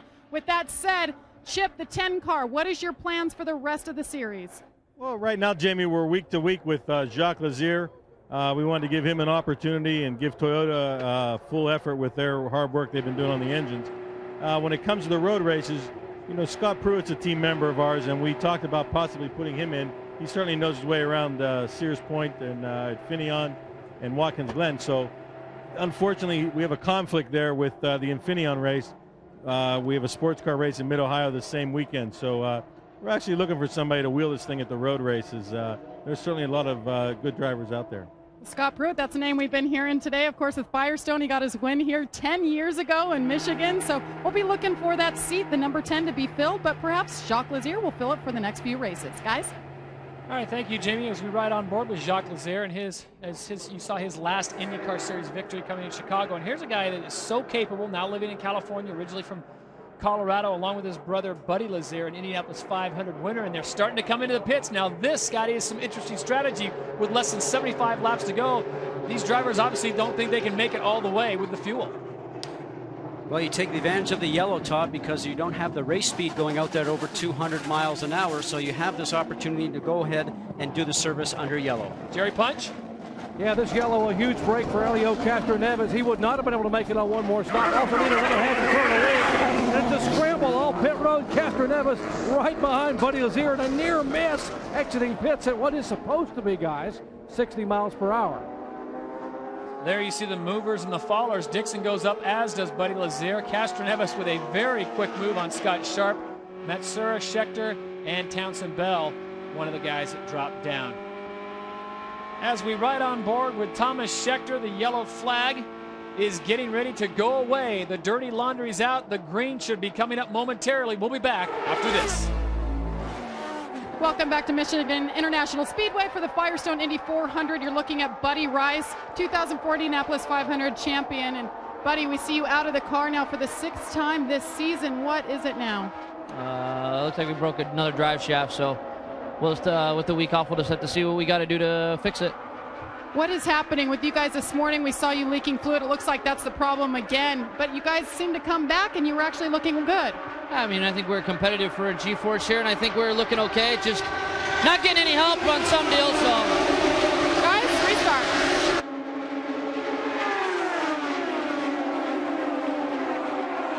The frustration on the face of Buddy Rice as they go 3 wide on the restart. Lap 130, Tony Kanaan's in the mix, as is Dan Weldon and Brian Herta. And it's Weldon who cycles to the front of the pack with Kanaan right behind him. Brian Herta, you heard Michael Andretti say it. Here's a guy who did not want to see that yellow flag come out because he knows the power of his teammates. And it is Dan Weldon, the new leader. He said earlier in the week on the teleconference, whenever he's on ABC, luck has been on his side. And the one car that I'm watching in that whole group there, Danica Patrick, on the restart tried to get back up to the front because she was a couple of cars back in the queue. She had the opportunity to get up front to maybe get her lap back, but just did not work out for her. Danica Patrick currently sitting in 13th place, 1 lap down as she is bunched back up. He's looking on the right rear, outside, right rear, outside, right rear, outside, outside. Great information. Tells her just to keep her lane, don't move up the racetrack. The spotters are the eyes and the ears for all those drivers out there, Todd. That is Jacques Lazier on the outside, the number 10 Target Chip Ganassi car filling in for Darren Manning, who is no longer with Target Chip Ganassi, but as Jamie Little reported, he has still got a lot of options, and he's exploring those options. So we hope and wish Darren Manning the very best, whatever he decides to do.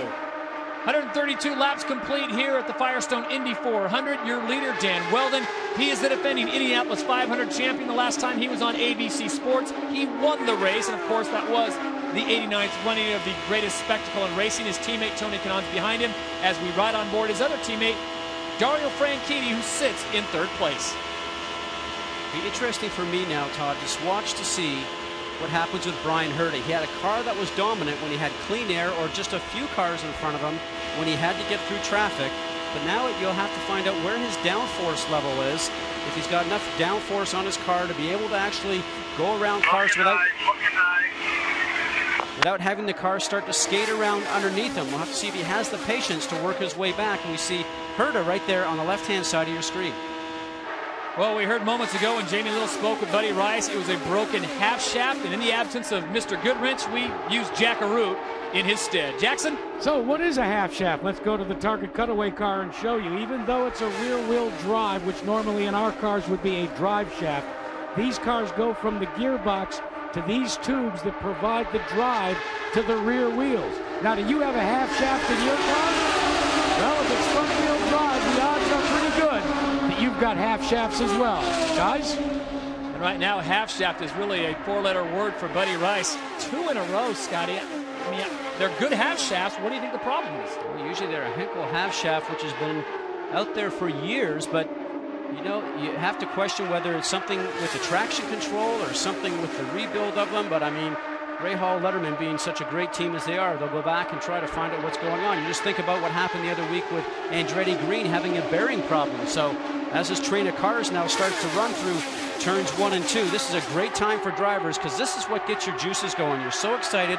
Got all these cars here, all the air that's out there, moving the car around. You're always trying to find a faster place in the racetrack, trying to take up the spot of the guy that's just ahead of you. On the move once again is the 7 car. There you see the 4 car splitting, Dario Franchitti and one of the Penske cars, but it is Brian Herta who's moved himself back up on the front. Herta running side by side right now with his teammate Dan Weldon.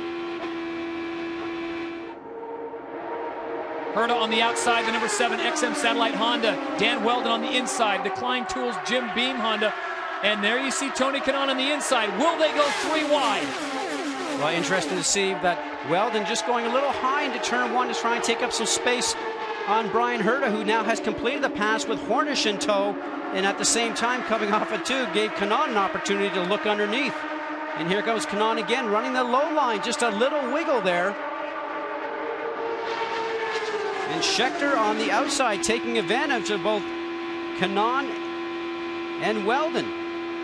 There you see the Firestone telemetry of Thomas Scheckter, 216 miles an hour, 100% throttle, and there's the G's. He is pulling over 3 as they go into that corner. Now as they approach turn number 3, it is Dan Weldon, number 26, just ahead of him. Just a lot of dancing going on with the car down the straight. We talk about the ridges that you can see on the race course there when they've paved this racetrack. The thing that these drivers have talked about so far today is that all these grooves that are going through there, those lanes as they call them, are making the car shift around because there's a bit of a ridge. And another engine has blown. This time it's the 3 car of Elio Castroneves. And he knows he has a fire. Very smartly pulls off. He knows the fire station is right here on your left-hand side. Very heads-up driving. While that is dramatic pictures, Scotty, you've told me before, a lot of that is the oil burning off. But the Delphi safety crew will get there quickly. Elio Castroneves trying to extract himself. Now what they'll have to do is take the engine cover off, this rear bonnet that goes over the whole engine right there, and take that opportunity to make sure the fire is actually out underneath.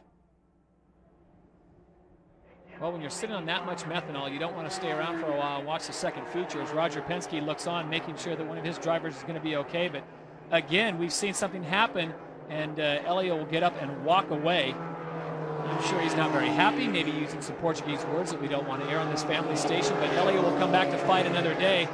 I'm fine, no worries.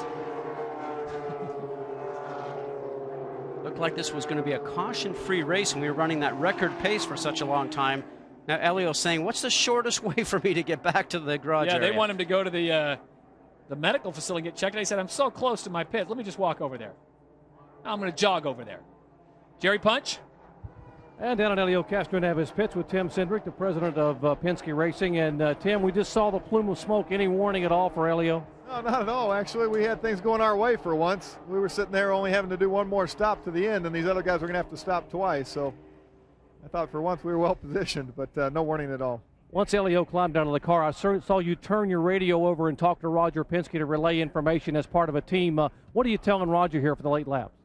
Oh, we're just talking a little bit about engine strategy. You know, we've seen 2 engines now have problems, so just talking about maybe being a little more conservative to the end here.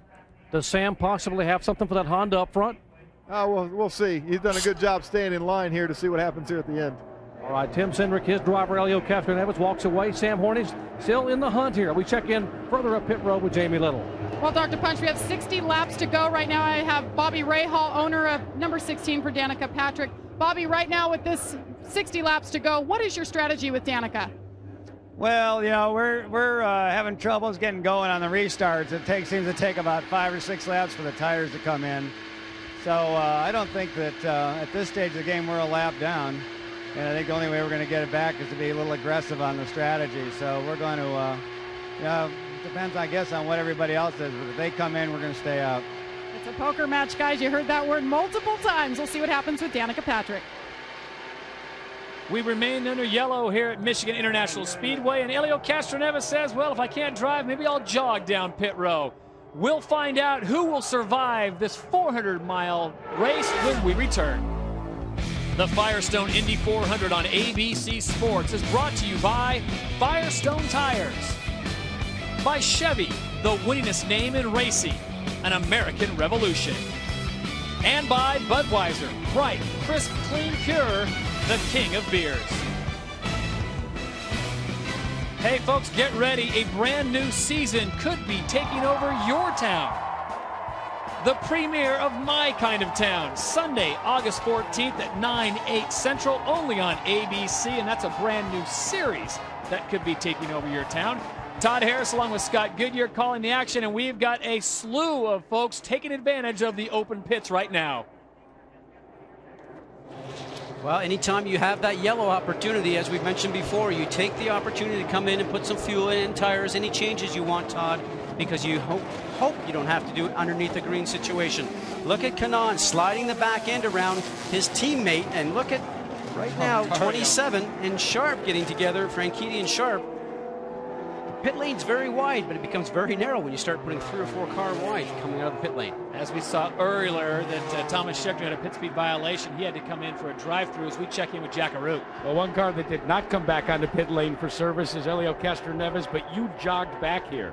Oh yeah, I didn't want to go to the hospital. When I watched this race, it seems to be very exciting. Back there was kind of we're pushing very hard. Unfortunately, the car was horrible at the beginning, but I found a partner, Buddy Lazier. He's strong. He might end up. I don't know about Brian, but he might end up right there. So we just kept going. All of a sudden, the engine let go. Is it starting to wear on you, Helio, the fact that it seems like it's a litany of problems that deny you a chance to climb the fence the way you did at Richmond? You can't let those things let you down, man. I mean, I'm happy with what I'm doing right now, to be honest. It's a shame, yes. You're frustrated, disappointed, yes.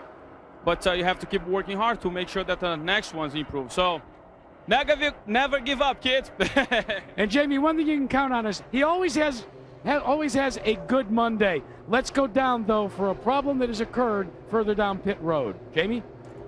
That's right. Apparently, Jack, a tire from the 33 car, Ryan Briscoe, came rolling down pit road, hit one of the crew members, Josh Junge to be exact, on the Red Bull Cheever team. They're carrying him off right now in the car. It's unfortunate. We saw this thing happen last year, but safety is always first and foremost. And as soon as we get an update, we'll get it to you. It's actually a crew member for Patrick Carpentier's team. You see him now. He just took off his helmet. They'll get him back. We have the best medical crew here in the Indy Racing League. We'll get it back to you guys. Again, that's Josh Junge. The tire came down pit road, guys, out of nowhere. Tough break.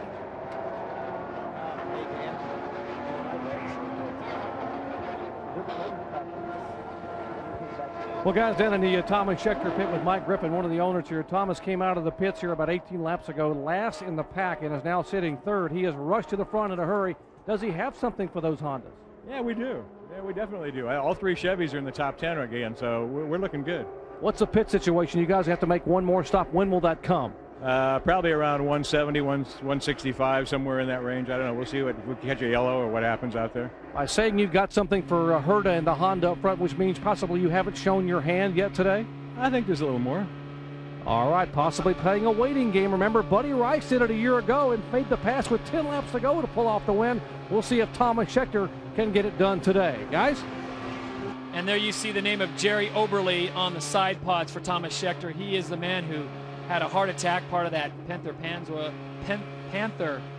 that's a mouthful, team, who had a heart attack on his way here to Michigan, and our heartfelt thoughts and prayers go out to him and his family as they lose one of their loved ones. Scott, an incident moments ago that reminds us of the safety situation here, and as Jamie reported, the wheel comes off of Ryan Briscoe's car way in the back of the pack. Well, at the very back there on the right-hand side. Now watch the wheel. It's going to be on the right-hand side as it starts to come towards you. And it's starting to actually come across the pit box area. And what happened with Josh is that he probably didn't see it coming. It turned around and hit him from behind because you saw him on the golf cart. He said, what happened? So that wheel did not get it fixed correctly during the pit stop. Green, green, green, green. With 54 laps to go at Michigan, we are back under the green flag, and the big rush to the front. Vitor Meira once again dipping below the white line. But they are 3 wide, and look at Tony Kanaan. Look how tight he is. The sitting duck on that restart, Brian Herta. Everybody getting a great draft on the restart, and now he's got all that work back in front of him again. So much movement goes on in the restart. We saw Scott Sharp in his Delphi car start to wind through all the traffic there. Got a great run off of turn 4. But who would have thought Sam Hornish, the guy that started 13th, Todd, is now out in front and leading this. And look who's in second. Number 55, that is Koski Matsura. He started 12th. He now finds himself in second. Scott, it doesn't look like we're going to have to pit again. This will be very interesting. Now we'll find out just how strong Brian Herta's car is. He has been running up front all day. He currently sits in 4th place behind Hornish, Matsura, Tony Kanaan, and then Brian Herta, followed by Dan Weldon, your top 5. Now Koski's got cars on the high side and low side. Now he slips in behind Sam Hornish. A lot of experience around him right now. Look how anxious he is. He says, I want to get back up to the front, trying to move Tony Kanaan high and make his way through the middle, trying to thread the needle there. Almost pushing Tony Kanaan a little bit higher, and he is opening that bottom side line, and here comes Brian Herta. Your car is just dancing around on the tires right now. From 2nd to 6th, the 55 of Koski Matsura was taken on the inside and the out by Andretti Green drivers as we ride on board with Thomas Scheckter, the Panther Pennzoil car. Now back to Koski for a second. That was just experience about how to keep the car up front and take advantage. He was a little bit too anxious to try and get something done there. Should have sat back there and waited for things to settle out a little bit. All those cars come off of turn 2, snake down towards that white line to get the low line going into 3 so nobody sneaks underneath them. Sam Hornish Jr. has led only 3 of our 149 laps, but they have been a very timely 3, Scott. With 50 laps to go, this really is when the race begins. This is when you take the pits out, and this is the battle to see who has the fastest car. And that's why you saw what you saw in the restart, Todd. Nobody gives any quarter right now because even though there's still quite a few laps ahead, as a race driver, you don't think that. All you think about is keep up to the front. I got to get going. And right now, it's exactly what Thomas Scheckter is thinking. Inside, inside, inside, inside. You hear the spotter for Thomas Scheckter as he slides in front of his teammate. That is Townsend Bell, and the 2 car filling in for Thomas Enge. Sam Hornish continues to lead in the Toyota. Tony Kanaan in 2nd. Dan Weldon in 3rd. Some sparks coming off the back of Schecter's car. He's running super high, making a 4th lane there almost. Danny Weldon knows that, and he doesn't want to get boxed in behind Tony Kanaan right up there, that green and white car. 26 of Weldon is looking to keep Thomas Scheckter high, going through 3 and 4. Just a few precious feet apart at almost 215 miles an hour, 152 laps, and it is Sam Hornish. Now Tony Kanaan challenges on the outside. 2 teammates on the right-hand side. What the 26 of Weldon needs to do is to get in behind the 11, the green and white of Tony Kanaan, to sort of help him push himself past the Marlboro car, the number 6 of Sam Hornish Jr. Kanaan is your leader. Hornish down on the low side. Does he have the line? As they come out of turn number 4 and come to the line, it will be officially Tony Kanaan, followed by Sam Hornish and Dan Weldon. There are your Toyota lap leaders. Koski Matsura had one, as did Patrick Carpentier. Thomas Scheckter picking up 2. But it's Tony Kanaan now out in front, and Dan Weldon tucks in behind him. So, Scott, just like that, Sam Hornish picks up those 3 lead laps. Now he shuffles back to 3rd, in jeopardy of losing that position to this man, Thomas Scheckter. Well, some great teamwork going on by Tony Kanaan and Danny Weldon right there to get up towards the front, and Scheckter takes advantage of Hornish. And Scheckter, a man known for very little patience sometimes, Todd. But he has done a great job of bringing the cars back in one piece, and this looks like it could be another one. We could be on our way to a photo finish with 45 laps to go. Tony Kanaan, the green and white car, the leader. Number 26, Dan Weldon, his teammate, is in 2nd, and the 4 car, the Chevrolet of Thomas Scheckter, sits in 3rd. We'll take a break. When we come back, we will be under 40 laps to go here at Michigan. One of the most beautiful ballparks in all of America, Camden Yards, and we are at one of the most scenic speedways across this beautiful country. We are at Michigan International Speedway, and here comes Townsend Bell on the move. There you see our Firestone Indy 400 total pits and last pits. Kind of misleading though, Scott, as you go down to Thomas Scheckter. They have him listed for 5, but one of those he didn't stop because he got the black flag. That's right. That's what they call that drive-through. A great catch there, Todd. Interesting on that last turn, though. You see a great little run by Townsend Bell underneath his teammate that previous lap to sort of move Thomas Scheckter up on the racetrack. He was on that low side, and now he's going to set his sights on Sam Hornish Jr. Maybe not the most friendly teammate move that I've seen in the last little while. We heard moments ago Thomas Scheckter apologizing to Sam Hornish Jr. And that's a Sam Hornish Jr. sandwich as he gets squeezed down in the middle, and we check in with Jamie Little. I'm here with Gary Pettigo, co-owner for the Panther team. All 3 cars running in the top 10, including teammates side by side. Gary, are there any team tactics going on right now with Townsend Bell and Thomas Scheckter? I really couldn't hear a word you said. All I could, the 95, Buddy Lazier's driving the wheels off the car, and we got 3 good cars, Thomas, Buddy, and Townsend Bell, and they're all running really well. The 2 cars together, though, the 2 and 4, team tactics, what are you guys telling them? If I told you, I'd have to kill you. I'm sorry. We don't want that to happen. Hey, one more pit stop? One more pit stop. What lap? I can't tell you that. You'd have to kill me for that. Now we got cars coming out pit road, guys. Right now we've got 2 Hondas and then 2 Chevys and a Toyota in the top 5. That's what they call parity, Scott. You know, it's just been like that since they rolled everything off the trailer the other day. Toyota made notice that they were here, and we already knew that Chevy was going to be very tough. So that's the neat thing. With everybody sitting in the stands right now, they're seeing just a great race by all these drivers and teams, and all the manufacturers are all in the top 5. Brian Hurd will be the first one to come through pit road. Remember, he's got to drop that thing down to 60 miles an hour so as to not get a pit road violation. I like this move, Scott. It's early. He's going to have no problems with congestion. He is wide open in and wide open out. He is not going to have to deal with anything like rolling tires off a Brian Briscoe car. And Todd, they have already figured out how much fuel he will need to go full rich for the rest of the race. This is a timed stop.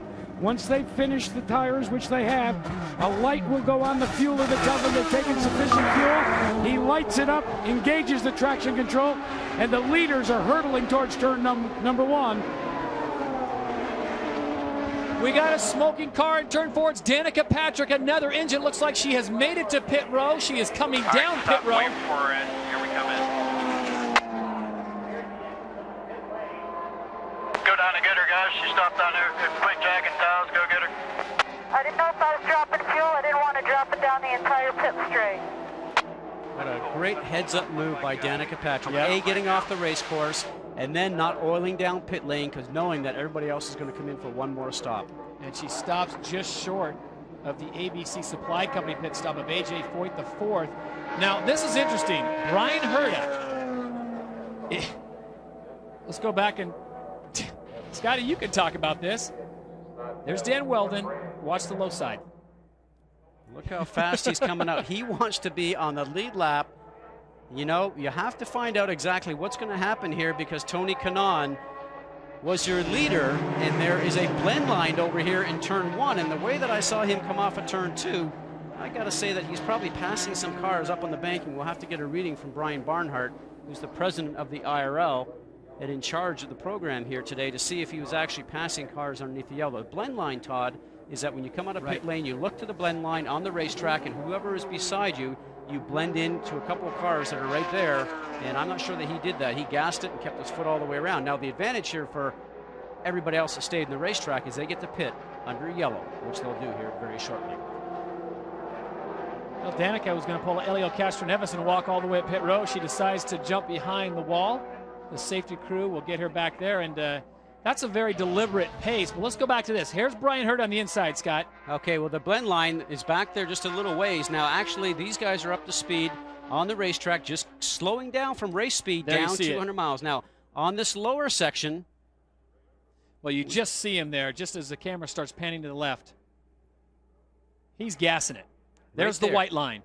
Now, that is in turn 2. You see, you're supposed to turn around and have a look in turn 1 at that blend line. So this should be the final pit stops of the day. Let's go down to Jamie Little. We're running to catch up with Danica Patrick, who just got out of the car. Doc, we'll go to you and get back to Danica. A huge break for Thomas Scheckter, who was 4 laps away from having to come in under green. This yellow comes out, 4 tires and fuel for Scheckter. He thinks he's got the car to possibly win here. Let's check in with Jack. Big gamble, Doc. A big gamble by Dario Franchitti. His teammates took on fuel 13 gallons apiece, but they took on 4 tires. What did Dario Franchitti do? 0 Firestone Firehawks, just 13 gallons of fuel. That yielded him the point. Wow. So there's a little bit of strategy and a whole lot of faith in those Firestone Firehawks, and for good reason, Scotty. They haven't failed him all year long, so why not roll the dice on this one? Well, the brave factor now moves over not only from the driver, but also the team manager, engineer, and crew to make that call. But that allows him to take on fuel, not take the time to change the tires. He gets out ahead of everybody else. Now, the Andretti Green guys, because they're leading the championship, are the very last pits all the way down pit lane towards turn 1. The advantage there is that when you're putting fuel in or changing tires or whatever you're doing, you get an opportunity to see what everybody else is doing down pit road, and then you get to release your car just in the nick of time before the other competition is going to come down and pass you to the line under yellow. Well, let's see how they came out of the pits. We go down to the Quaker State pit exit cam. No question about it, as Jack pointed out, Dario Franchitti with a great gamble. He gets through. Then it is Tony Kanaan. Look at the gap. Dan Weldon now comes through, and there is Sam Hornish Jr., Scheckter, and Townsend Bell. I'm not sure if there was actually not a car on the very opposite side of Tony Kanaan when he went through there. Great pit reporting, folks. We'll go back down to pit row while we remain under yellow and check in with Jamie. I'll tell you what, Todd, she's hard to keep up with. She was running. She was all by herself after that incident. We just saw her have a mechanical. Danica, your first mechanical. What happened out there? You know, I just went into 3 and 4 and just, you know, something might go behind me. We saw you in the cockpit. You were trying to get out, and you're fighting to get out with the smoke. How hot was it?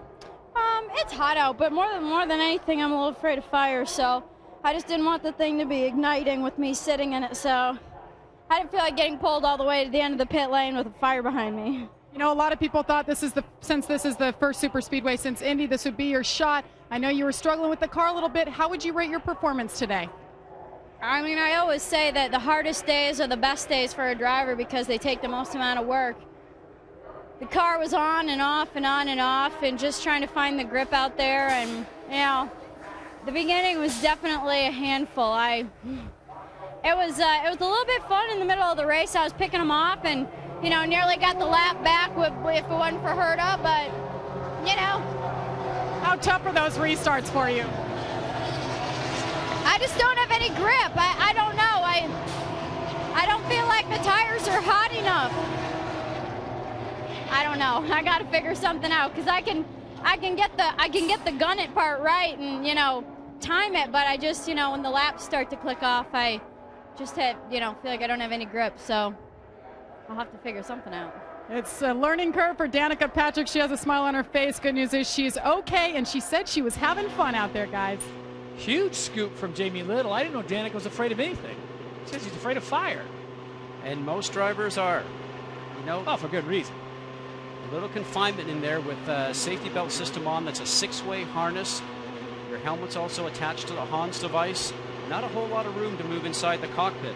Now, we were talking a moment ago about that blend line with Brian Herta now staying on the point, Todd. That means he must have got to that white line that we showed you on the camera that everybody races to under a pit stop condition. He must have got to that white line in the pit lane before Tony Kanaan got to the white line on the racetrack. Otherwise, they would be moving Brian Herta back in the field. So Brian Herta sits atop the board with a great gamble. Dario Franchitti, his teammate, second. Tony Kanaan in third. And look at this, Dan Weldon in fourth. Moments ago, Scott Dixon, the 2003 IndyCar Series champion, got out of his car. He is done for the day. We remain under caution with 29 laps to go here at the Michigan International Speedway. Ed Carpenter, Elio Castroneves, and Danica Patrick, all three having mechanicals. No major incidents, knock on wood, today with collisions. And this is a very forgiving track, and it has shown that today. But Andretti Green Racing, just like in St. Petersburg, they dominate the top 4 positions.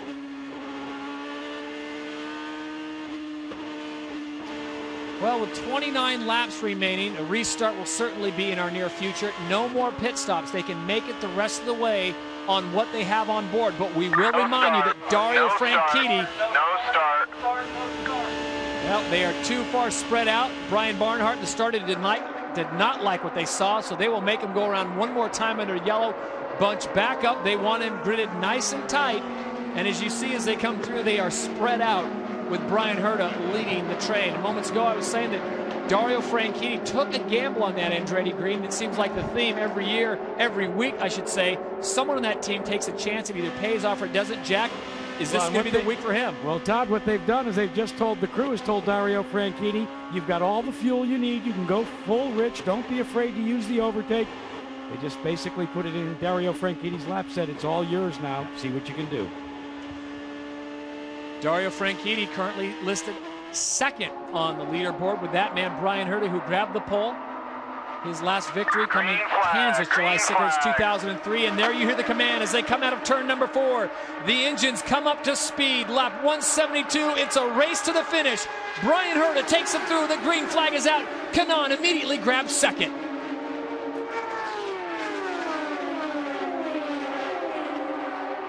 Now what these 4 guys got to do up front, all the Andretti Green guys have to do is start to run in line and try and pull away from the 5th place of Sam Hornish Jr. because it allows Sam and Thomas Scheckter to get close to those guys again. They're going to have the opportunity to make this into a race, Todd.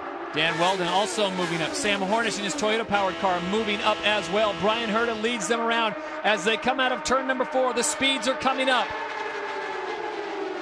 213, 214 miles an hour.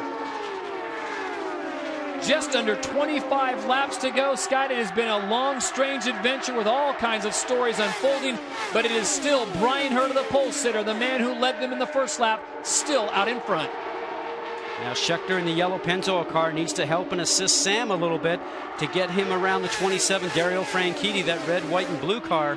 As Dario's starting to move up the racetrack, make that racetrack very wide for Sam Hornish.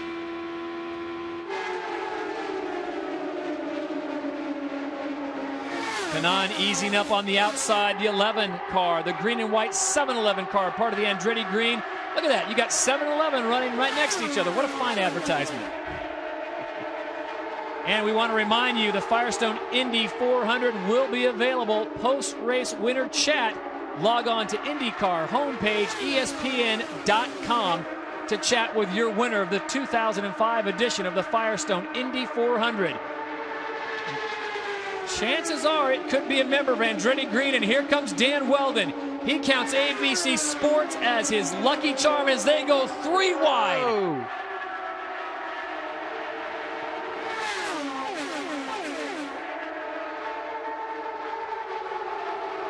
We will step aside, take a break. You can watch it in side-by-side, but when we come back, we take it all the way to the checkered flag.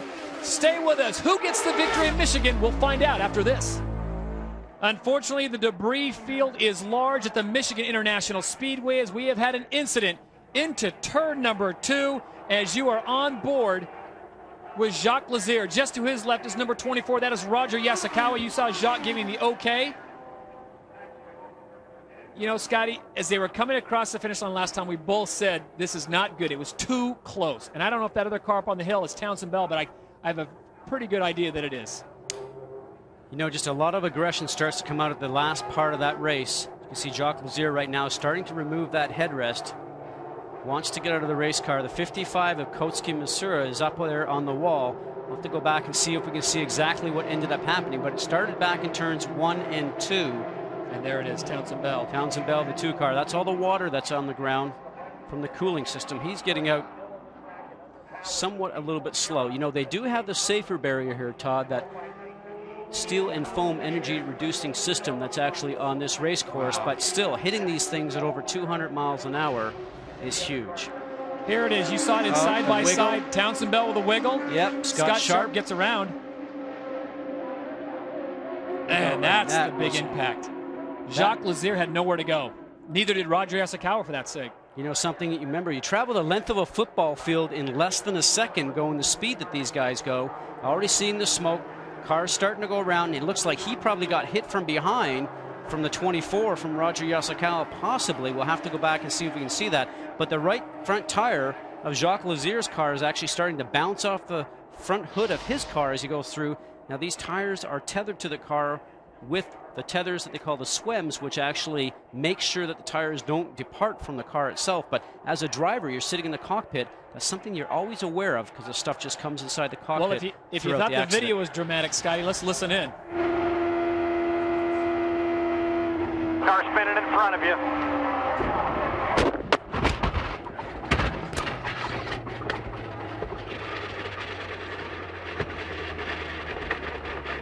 And It's the long grind to the stop that actually makes the driver. There's Townsend, yeah.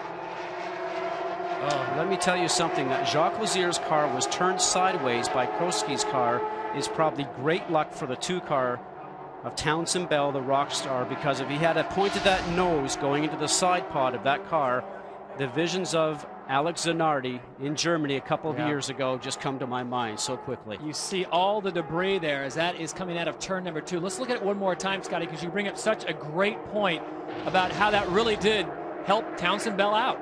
And right there, the target car, which is on the side right there, you're going to end up seeing this car that's now going in the side, and it goes side pod to side pod when it goes ahead and hits the number 2 car, the Rockstar car. And there on the high side, Scott, you see Roger Yasukawa with nowhere to go.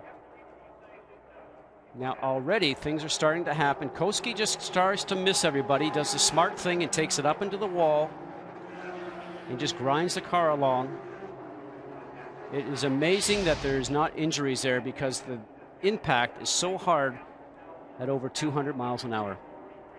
Jamie Little. Well, Doug Bolter, we were talking to him in happier times earlier in the race with Townsend Bell running in the front. I know you just watched the replay. Doug, what'd you see? Well, it just looked like he got a little bit loose.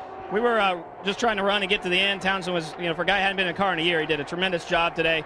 We were coming down the main straightaway here, and it looked like he was trying to get under Sam, and Sam actually cut him off, so he had to lift. So I don't know if that caused a little bit of an issue there or not, but I'm just happy he's okay. Rockstar car ran up front again. We just got to get that car to get to the finish, and hopefully in victory lane here soon. Will we see Townsend Bell back in the car in the next race? Well, I hope we see Thomas Ingy back in the car in the next race, but, we'll see what happens here over the next couple weeks with the doctors. 2 very solid drivers, guys. We will sort things out, clean up the surface, and try to get back to green flag racing before we go to the checkered flag. We'll be back after this short break to find out who wins the race. Welcome back to ABC's live coverage of the Firestone Indy 400 as they continue to remove the debris from this beautiful facility, not the way that Townsend Bell wanted his day to end. There you see the drivers that are out. Townsend Bell, Koski Matsura, Jacques Lazier, and Roger Yasukawa on that last incident. Scott Dixon had a mechanical, Danica Patrick a mechanical, as well as Elio Castroneves, Buddy Rice, and of course, Ed Carpenter. And if you just tuned in, this was the scene just a few laps ago. Townsend Bell gets a little loose, Scott. That disturbed air, the dirty air, as we always talk about it, coming off the 6 car of Sam Hornish that he was falling behind. Almost saved it. Then the back end just starts to come around. And so lucky, as we mentioned, that Jacques Lazier's car that you're on board with right now was actually sideways and not pointed with the nose first when it hit the Rockstar car. For more on the Target Chip Ganassi team, let's check in with Jamie Little. Well, you can see a lot of targets on the side of that car. Of course, Jacques Lazier chipped 2 cars out of the race. What did you see from that footage? Well, I mean, Townsend Bell just, this is his first race, and I don't know how long, and he just spun in front of everybody there and took everybody out. I think we were just a victim. We just got caught up in it, had no place to go. Now let's talk about Scott Dixon. We talked about his best start. I mean, one of his best starts of the year, starting 4th. Now he's out of the race. What happened to him? Toyota did a great job. They made a big effort on coming with some new engines, and obviously you saw Helio had a problem with his, and we had some crankcase pressure that was building in the engine. The telemetry said it wasn't going to go very much further, so it was starting to smoke a little bit. We pulled in rather than have a big event on the track. So up till now, what's your assessment on today's race? Well, Jamie, this business is chicken one day and feathers the next. Yesterday we had a great day. I mean, we qualified well. Reed Sorensen won the Busch race last night for us. And today it was feathers today. No chicken. Feathers today, but he does have one more car, and it's the rookie, Ryan Briscoe, looking for his 3rd top 10 finish. Dr. Punch? Well, Jamie, with one of the Pennzoil Panther owners, Mike Griffin, and Mike, your driver, Thomas Schechter, very frustrated, very animated on the radio. What's he complaining about? Well, Weldon runs the low line, then he goes up to the high line, then back down to the low line, back up to the high line. Basically, it's a blocking maneuver, and we got black flag for it at Richmond with Enga. The rule is supposed to be one move, and he's clearly moving to wherever he wants to go and keeping Thomas from getting a shot at the leader. So he's a little frustrated about it. How does he handle that? He now has a teammate there with Lazier behind him once they get a restart. What do they do? Well, we got the Pennzoil Chevy tag team, and they're going to war, so we'll see what happens. All right, a Pennzoil Panther tag team against the Honda boys. We'll see what happens. We are under yellow here at Michigan International Speedway. Back with the finish in just a moment. Stay with us. We are back to Michigan International Speedway, still under yellow, and we have had a few incidents today, that is to say the least. Scotty, we went 125 laps with nothing, and then it seems like quite literally the wheels have come off. As we take a look at the current standings in the IndyCar Series, Dan Weldon is your leader, followed by Tony Kanaan and Dario Franchitti, Sam Hornish Jr., and there you see how it really is going to factor in. What do you see now with 11 laps to go? Well, I see Danny Weldon as being a man that wants to be on the front right now. He's not happy with third, but as a team, you would have to say collect third if you've got a third-place car, collect the points. You're leading the points championship, but right now he looks like he's very anxious to not only keep Thomas Scheckter behind him at all costs, but also get the lead at all costs. So we'll have to see what's going to happen here in the restart. Remember, you talked about patience. Well, I think the patience go away with anybody in a race car that puts a helmet on in this last 10 laps. Delphi safety crew trying to get this as clean as possible. And during the break, you pointed it out. As soon as the green flag comes out, they are going to put the foot all the way down. There you see all the debris still on top of the high side as we take a look at our Toyota lap leaders. Clearly, Brian Herta has dominated this race, 148. He is our current leader. He had the pole. Kanaan has picked up 24 of those laps, Weldon 7, and Sam Hornish Jr. has picked up 6 driving the Toyota. Thomas Scheckter with 2 as we check in with Jamie Little. Well, Roger Penske has seen many, many races, and today's a wild one. Roger, after what just happened, what is your assessment here? Well, I'm sorry to see those guys get together so close to the end. It's been a very tight race. Obviously, with this group of cars up front, it's going to be a real trophy dash. I'm glad we're up there. It's going to be any man's game here at the end, but you know, Sam, this is when he's at his best. Now, before the caution came out, something was happening where you guys had to let Franchitti go ahead. What happened there? Well, the officials came down and said that he had passed low on the track, so they said we had to get behind 27, so we did exactly what they said they would, and you know, that's the way they're going to play the game, hopefully do the same for the other team, but we're ready to go. Well, Brian Barnhart said absolutely no dropping your wheels below that white line. Now let's go to Dr. Punch with another prevalent owner. Well, they have just come down a moment ago and warned Michael Andretti to tell his driver, Brian Herta, you had better be at those restart cones before you start, or else you'll go to the back of the pack. Michael, what concerns you most here in the final 10 laps for Brian Herta? We just need a good, clean restart like he had the last couple, and if he can do that, I think we should be all right. But if he falls back in the pack, I don't think he can keep his foot in the throttle enough because his car doesn't work that good in the traffic, so it's a lot better out front. So let's hope he gets a good restart. That's the key from the man who knows it all. Brian Herta has got to get a good restart and hang up front. He cannot work in traffic if he wants to win. We'll find out what's going to happen with 10 laps to go. With 10 laps to go, I'll tell you what, betting against a Penske race team is like hitting on 20 in blackjack. When we come back, the checkered flag and the conclusion of the race. We are almost ready to go green once again. It will be 7 laps to go. Scott, those are the restart cones. That's the first set right there. You cannot accelerate until you get to that cone. The second set is the actual end of the restart zone, which is actually over in this section here. So the key thing, make sure you don't accelerate before the cones and you're on the gas before the last one. I think Brian Herta is going to have a tough time here, Todd. He's a bit of a sitting duck. As Tony Kanaan's going to have a look. Tony Kanaan sees the green flag, and like an angry bull, he powers on by to the outside. It's Kanaan just ahead of his teammate, but Brian Herta takes the low side, maintains his lead by about a Firestone Firehawk. But Scotty, here come the yellow Chevrolets, and you like their chances.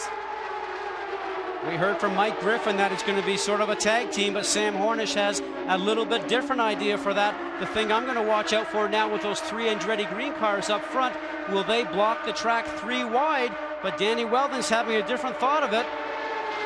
I said before, Danny Weldon right now is a man on the move. He's either going to get to the front or he's going to crash this thing.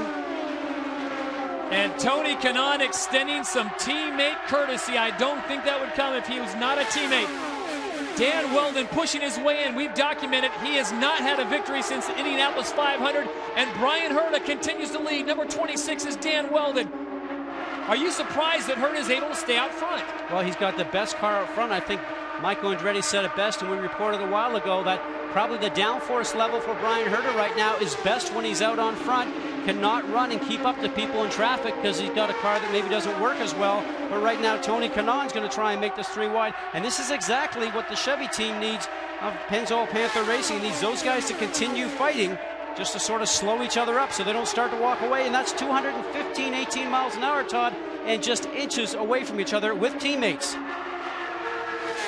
Dan Weldon taking his hand off the wheel to make a gesture to his teammate, and I guarantee it was not the quickest way to the airport after the race. As they come to the line, 4 laps to go in Michigan. Brian Herta is your leader, and Thomas Scheckter is on the move. Look at these tight quarters. Look at Kanaan, he turns around, gets that dirty air off the car in front. We talk about that so much, but it does happen so often, and it ends up hurting him and turns around and allows Scheckter to get a run on it, and that's not what they wanted because right now Scheckter is poised to go and take a move at these guys. Brian Herta is your leader. Dan Weldon, number 26, 6 in seconds. We ride on board with Thomas Scheckter, number 4. The Panther Pennzoil team, we've documented their crew member who passed away on his way to Michigan. What a turn of events if Thomas Scheckter could deliver that to the Overly family. It is Herta maintaining the lead. Dan Weldon just to his outside on the right. And here comes Thomas Scheckter on board the Chevrolet. At 217 miles an hour, they are inches apart as they come around. 3 laps to go. Thomas Scheckter got that bad air off the cars in front, had the lift, and right now Tony Kanaan takes that advantage, and he'll try and make sure he does not allow Scheckter to get back up in that front 3 group again. It is the penultimate lap, 2 laps to go. Herta continues to lead. He has been dominant all race long, but with a restart with 8 laps to go, he has been fantastic. Myself included, Scott, we thought he'd get jumped by Tony Kanaan or Dan Weldon. They are restart masters. And it is once again Thomas Scheckter on the low side in the yellow car trying to make a move, trying to find a spot. As they come to the line, the white flag is out. We've got 1 lap to go at Michigan. And 1 lap left to go, Todd, and I just looked out our window. There is not a soul sitting in their seat right now. They're all standing up along the front stretch here. Just can't believe what they see. Out of turn number 2, Brian Herta is your leader. Dan Weldon sits in second. The corners get even tighter. They've got 2 more turns to make something happen.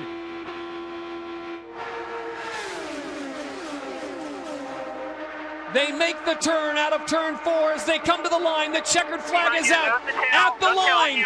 Brian Herta gets his first win of the season. Dan Weldon will have to settle for second. An unbelievable turn of events for Brian Herta. It is his 2nd career win, his first since Kansas of 03, and the 17th win for Team Andretti Green. He moves up 4 spots to 5th in the points. Hand gestures all the way around, and this time they're positive. We'll talk to our winner when we come back. Brian Herta, the Michigander native, has come home. The Firestone Indy 400 on ABC Sports has been brought to you by Firestone Tires. By Toyota, choose any direction as long as it's moving forward. And by Arca X. And your final results from the Michigan International Speedway look like this. Brian Herta, a native of Warren, Michigan, gets the victory, followed by teammate Dan Weldon. Thomas Scheckter on board the Chevrolet takes 3rd, and then Tony Kanaan rounds out your top 4. An impressive finish for several drivers. It was not the day they anticipated, but a great race once again as we take a look at our point standings. And for Brian Herta, a big pickup in Michigan for him, Scott. A great performance. Now he is the only member of Andretti Green who did not have a win. He has solved that today. Dan Weldon remains the leader. 78 points now separates Weldon and Hornish Jr. Kanaan, the tie is broken, so Kanaan moves to 3rd, Dario Franchitti in 4th, and a very, very impressive performance by Brian Herta, who now sits in 5th place overall. Let's check in with Jack Arute, who's on victory lane. And the great moment in any winner is to spend some time with your family, Brian. Congratulations. Oh, thank you very much. Dan Weldon stepping in to give you a wet bath here. I couldn't be happier. I couldn't be happier. You know, we were the only ones on this team who hadn't won a race this year, and we wanted to make that right, and it's just awesome. I can't thank XM Satellite Radio enough. they are the coolest sponsor in the world, and I promised them I'd get them a win this year, and we did it. And hey, Brian, let me go back. Let me go back to that one pit stop that you had to make under green, and then the yellow came out. What was going through your mind as you were pedaling as fast as you could to get back out in front? Well, I didn't want to see that yellow. It was really close, but luckily I was able to stay on the lead lap, and then everybody cycled back through their pit stop. It worked out, so it really didn't change anything. We went right back to the front, but it was a little bit tense there for a minute. Popular win here at Michigan for Brian Herta. Now AGR has all their cars in victory lane. Well, the one man that was in the middle of the Andretti Green drivers, of course, Thomas Schechter in the yellow Pennzoil. Thomas, take us through your race, especially down there at the end. Oh, in the end, it was pretty crazy. It was just on the toe, and it was instincts, and I was sideways, I was understeer, and everybody was the same. And I tell you, the Andretti guys were fighting hard with each other, and that allowed me through. But Chevy, Pennzoil, everybody on this crew, Panther, again, well, what a great weekend, and collect some more points, and we'll collect the victories when they come. What did your spotter say to you right when you crossed the checkered? They were all happy, everybody put a good effort in, and we just hung in there until we got that yellow, which it did come at the perfect time, and fought our way back into the top 3. Thomas Schechter, another great finish. Guys? All right, thank you very much, Jamie. What a great race as the fans continue to work their way out of Michigan International Speedway. Scotty, your final thoughts? Just a great racetrack. We talked about the brave factor because you really have to get it done. A lot of brave moments out there for the drivers, a lot of risky moments, but that's what Michigan is all about, and the fans love and come to see this racetrack. But it is that man, Brian Herta, the 4th member of the Andretti Green team, so they round out, they have turned the trick. All 4 members, as Jack Root pointed out, have visited Victory Lane in 2005. And we remind you, folks, our next race is the Amber Alert Portal Indy 300 from Kentucky, Sparta, Kentucky, on ABC, 3:30 Eastern, 12:30 Pacific. ABC Sports is online at ESPN.com. Search ABC Sports. Don't miss the Country Music Festival Tuesday night on ABC. And stay tuned for ABC World News Tonight Sunday, or your local news except for the West Coast. On behalf of Scott Goodyear, Dr. Jerry Punch, Jamie Little, and Jack Root, I'm Todd Harris saying so long from Michigan and the Firestone Indy 400. It was a great race, but in the end, Brian Herta has come home to Warren, Michigan, in his home state to pick up the victory. We'll see you in Kentucky.